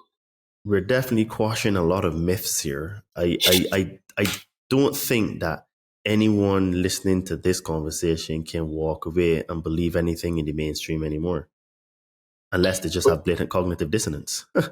Oh no, they do. The sad thing is they do, or they'll look. I mean, I've been doing this for a very long time, and I've come across all of the craziness, all of the crazies.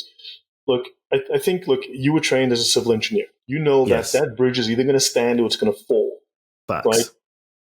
Right. And when you build a system, you have to make sure that the calculations are right. You're not using suppositions or assumptions. You are making calculations. You're doing hard calculations. You're deciding what steel I need, what concrete I need, how much, how big the support base is, what my load is, what my stress is, weather factors. You are doing all of this kinds of stuff, right? Yes. You are making very strong calculations. You're making decisions, and you're deciding how this works. But you've also probably come across the fact that people are not taught how to do that for the most part. People don't know how to think logically anymore. People are deficient in reasoning. I think this is something that we've come across. People don't know what evidence is and how to assess evidence. They don't know what proper logic is or non-contradiction is. Would you agree? There's a deficiency. Yeah, you make a really good point because, and I always say all the time to people in either my podcasts and conversations that my brain works differently because I used to be a civil engineer.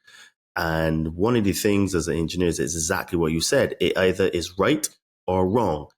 That bridge will either stand up or it will not. There's no gray area. It is black and white.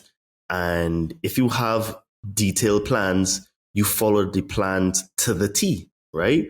You're not making any cutbacks here, a few millimeters here, a few millimeters there. No, we're doing precision setting out. We're doing precision leveling and stuff like that because obviously there are tolerances built in, but you're trying to stick to the specification because you're given a specification on how to build.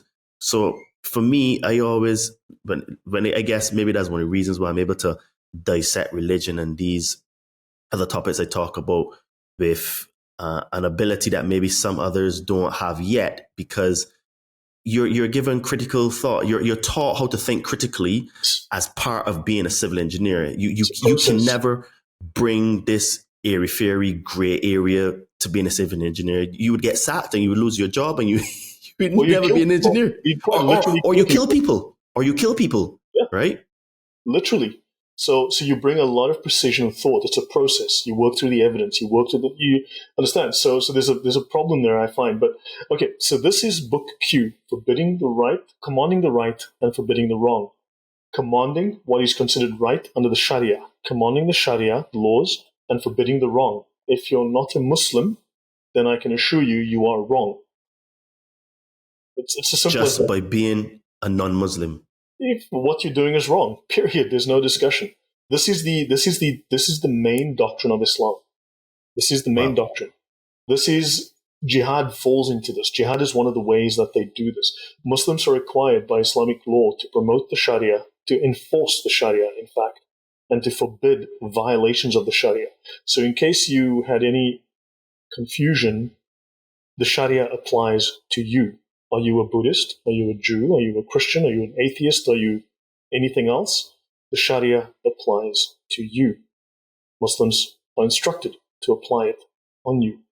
So you may not be interested in Islam and the Sharia, but I can assure you the Sharia is very interested in you. So the obligation to command the right, and it's a communal obligation upon all the Muslims, and the levels of censure. Now, this is the important part here that we want to go to. So let me find that.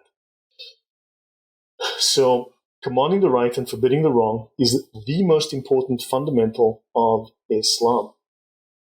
It is the mission that Allah sent the prophets, all the Muslim prophets, remember, that were filled with the light of Muhammad to fulfill. If it were folded up and put away, Islam would vanish. And they actually even say that. Yeah. So let's have a look. Let there be a group of you who call to good, commanding the right and forbidding the wrong. Why that is important is that Muslims always say, no, but it's a small minority. Yes, a small minority of Muslims is required at all times to conduct violent jihad. If they do not, and we can cover this next time, okay, I'll go into the detail next time, go through the specifics of the doctrine next time. But if they do not commit violent jihad once, preferably twice a year minimum, then what happens is Allah will turn his back on all the Muslims and they will all be condemned to hell for disobedience to Allah, for the crime of not performing jihad. Okay, so back up here a minute. So you're saying that for Islam to live, there must be a small group of people who follows the Sharia law to the T, so that basically the religion can stay alive. And if that small group, which gets the negative press for the religion, doesn't exist, then the God of Muhammad, or we could even say Muhammad because he's filled with the light of God, right? According to their scriptures, will turn his back on his people. Yes. Because they didn't conduct minimum 1 to 2 acts of jihad per year. Even if it's just a small group, a subset of a subset of a subset. As long as they do. It must be that blood sacrifice, that ritual. I like you saying that blood sacrifice, exactly that. If enough people do it, meaning that whenever wrong is seen, one of those who sees it corrects it, the responsibility is lifted from the rest. See, as long as someone is going around shooting the people at Charlie Hebdo in Paris, then it's okay. You don't have to. The responsibility is lifted from you. As long as those guys are busy killing people, we're good. So, wow, this is insane. So basically, you have the equivalent of the scapegoat, right? So in Gnostic teachings, Azazel is referred to as the scapegoat, right? And Azazel is supposed to be the one that taught humans warfare, meteorology, face painting for females, and all that kind of stuff. So the same concept that is even in Gnosticism and Christianity to some degree, because when Abraham went to sacrifice his son, there was a ram, a scapegoat, right? Mm-hmm. So the same sort of like parables or metaphorology, metaphors or, links. There's definitely some sort of connection here in terms of a scapegoat. So even in Islam now, they're saying we must have scapegoats, even if it's a subset of a subset of a subset, to keep the religion alive. So that means that the majority of people, they don't have to do these works. So we put all the blame on them. And then we would just say that doesn't represent Islam because it's them. Us peaceful Muslims, our deeds that we would have to do are being transferred to them, so they pay the price for us. That is brilliant insight. Honestly, I'm impressed. The way that you tie these things together, it is superb. Thank you, Lloyd.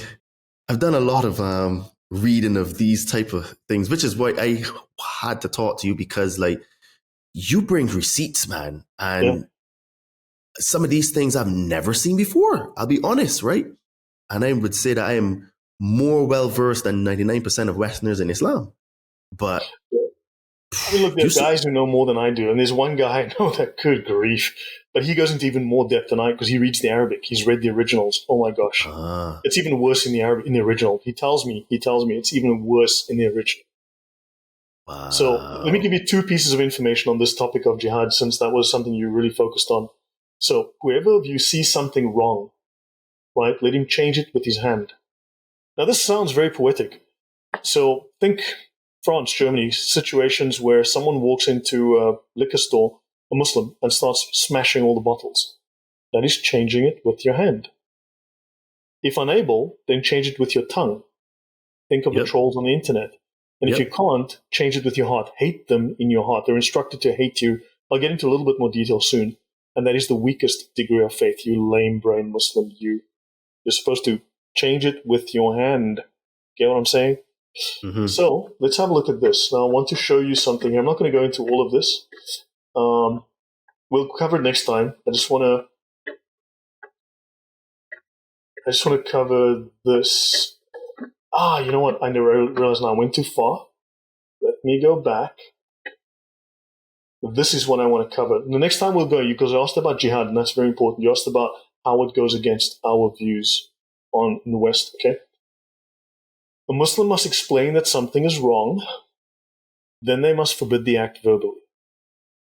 Then they must censure with harsh words. Now, when you go into the chapter, it explains, use insults, swear at them, you be abusive. Then, right the wrong by hand, break things, smash things, throw rocks. Then, read the last three, please. Intimidation, assault, force of arms.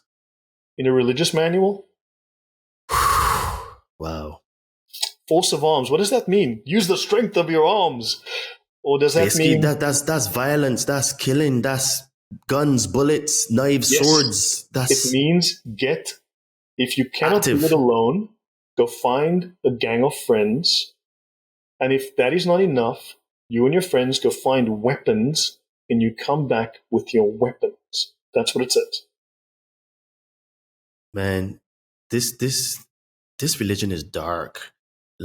It's darker than I even thought, because we have, I can say something now that's going to be very controversial, right? But they're supposed to have the Church of Satan. That is supposed to be a religion. They're supposed to have the Satanic Bible. Mm-hmm. But I don't even think you need to go that far. You just need to read the Islamic text. You have the Church of Satan, and you have the Satanic Bible here, because there's nothing that we've talked about here that shows that. Because I talk a lot in terms of looking at the attributes of God and how you would be able to tell if it's the Father of light or if it's the adversary. And this is clearly the adversary here, where there's nothing sort of loving or positive, forgive, be kind, be compassionate, work on yourself, have forgiveness. There's none of that here, right? All it is just darkness. And folks, the reason why Lloyd and I are going to do probably up to a 3-part series of this particular topic is because what's happening in the West now is that we're being Islamicized, whether we like it or not. And Mm-hmm. as Lloyd very poignantly said, you may not care about this religion, but this religion cares about you. You may not care about what it says, but its doctrine affects you. So the best way to find out how it affects you is to get more gnosis, get more knowledge, get more information, understand what is going on. So yeah, this is why like Lloyd is here to help us understand these things, you know. So let me show you. Yeah, thank you. No, sorry to interrupt. Please go on. Yeah, so I was just gonna say, like, guys, like we're getting some very, very good information here, and this is apart from Mormonism that I've covered on my channel with the lovely Heidi Love. This here is levels, and in fact, there's some links between Islam and Mormonism, which we'll cover in a further sequel, because there's some stuff that we've not even had the time to go into today with Nazism, the KKK, stuff like that that's coming, guys. But this is just a taster for you to show you how deep this deen, this religion, this ideology affects our lives, whether we see it or we don't see it. So over to you. Well, thank you. Yeah, let me show you two more things that are relevant here. The one was, and this clarifies, this is in the same text, the Sharia manual we're looking at, the Quranic verses and hadiths about hatred for the sake of Allah. Right? You must hate for the sake of Allah. Right? You need to hate others, and you must love for the sake of Allah. Now, into depth, you would learn that this means Allah hates certain people, non-Muslims, and Muslims have to follow the will of Allah. So they must hate you too, and they must love the fellow Muslim. They must be unyielding towards the unbelievers, hard against them, and detest them. So they must hate you, be unyielding towards you, hard against you, and detest you. This is what they're, love thy neighbor, right? Sounds just like it, doesn't it? Absolutely. You know, I mean, there's no difference there, right? At all. I just feel the high energy pouring through my, feel it. Ask a Muslim, where in the Quran does Allah teach love to the non-Muslim? Where does he say love the non-Muslim, love your enemies? Ask them. They can't. They'll dance around and they'll make up stories. I want to show you one more thing that you might find interesting. Okay? And this is something you may be aware of. So, actually, let me just go here. Let's start here again. Okay. So, okay, I did go here. The spiritual station of annihilation in Gnostic vision. This refers to that as you progress in your mystical path, you destroy the self and you merge with the oneness, or you merge with Allah, or whatever. You take your pick. With Albert, the monad. Okay, Gnostic. Stopping at the first traces of gnosis. Well, you know, when you're a Muslim scholar and when you're learning, you don't stop at the first traces of gnosis. You have to go further. You need to push beyond the veil. Okay, let me see. Other people have claimed to attain the gnosis and contemplative knowledge of the divine, but those guys are chances. They weren't the real deal. You see, because we have reached the nearness to Allah, not those guys, you see. We are the true Gnostics. Let's continue.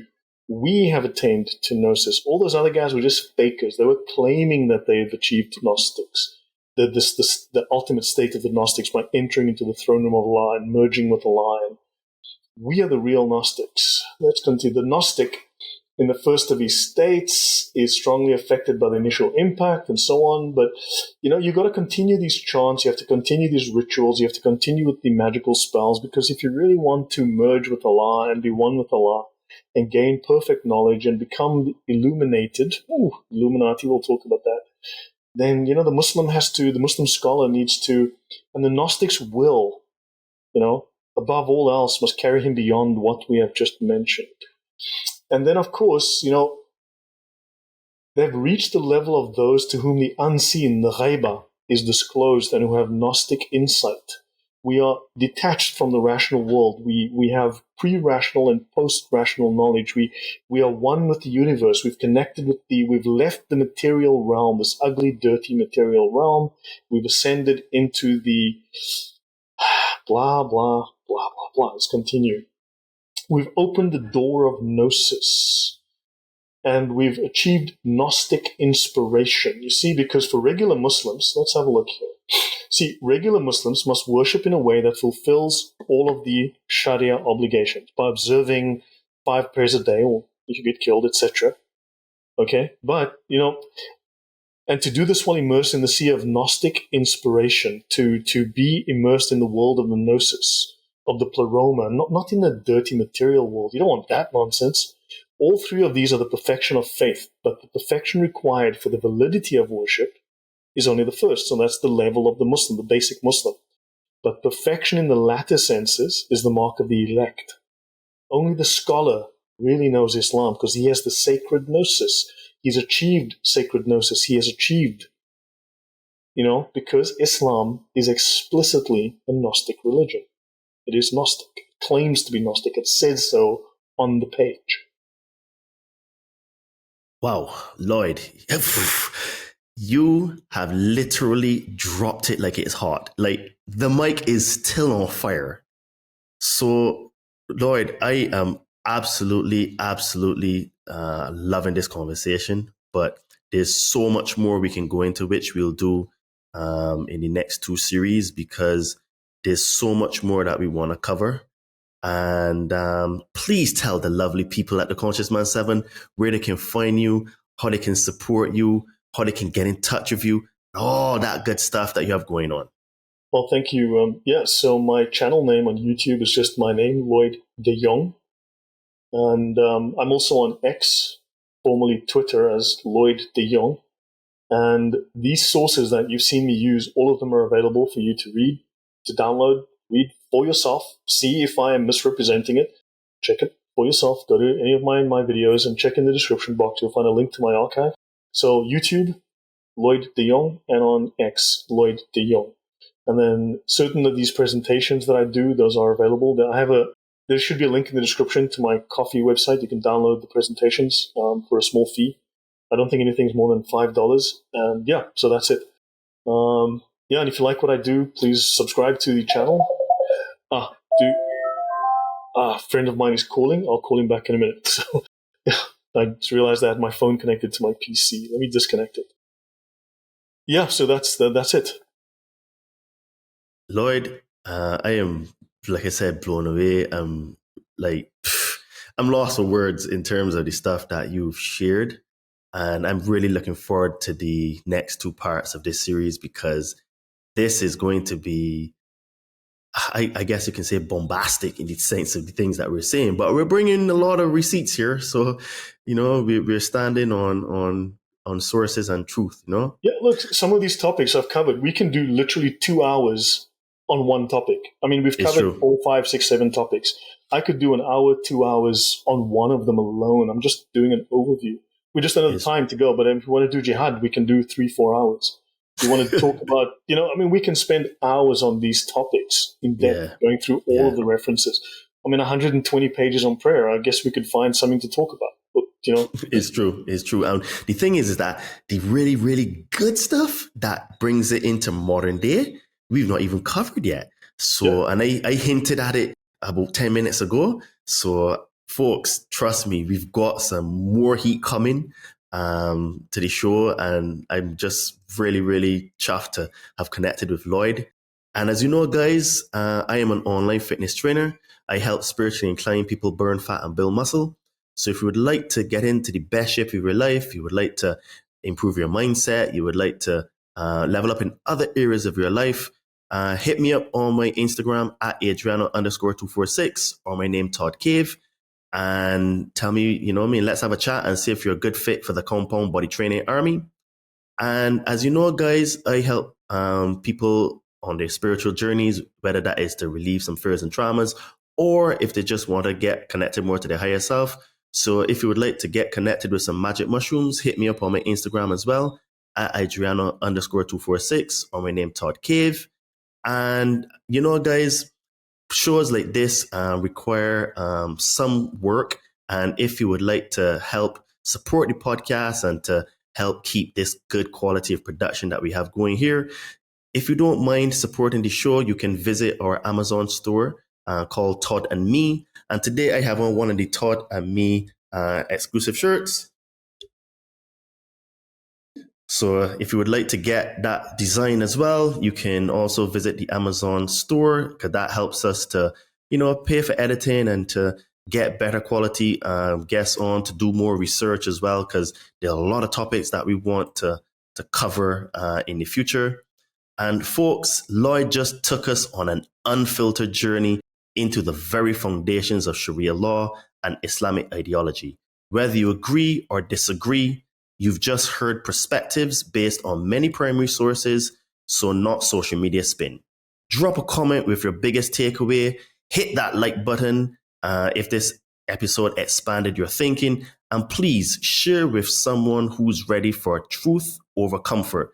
This is the goal of the Conscious Man 7 podcast, where we talk real stuff and where we talk real issues and importance, because we're on a mission to try to help with the illumination of the planet and to show people that, what they believe may not be what is true, and to help people ask the right questions, because there is a hidden hand that is controlling everything.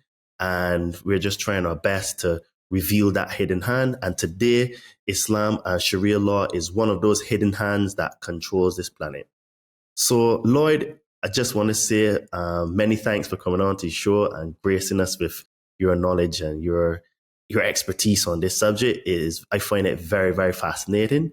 And yes, folks, go and subscribe to Lloyd's YouTube channel. Give him some love. Tell him the Conscious Man 7 sent you. Follow him on Twitter, known as X, and tell him, yep, the Conscious Man sent you. And Lloyd, thanks again for coming on to the show. I'm really looking forward to our next conversation. So Thank people, you. This has been another fantastic conversation. So please, people, listen to it over and over and over. Download this, because information like this one day may not be accessible on the internet, right? So, as we always say, keep smiling, keep shining, and keep being the change you want to see. This has been another episode of the Conscious Man 7. Thank you all for listening. Speak soon. Cheers and namaste.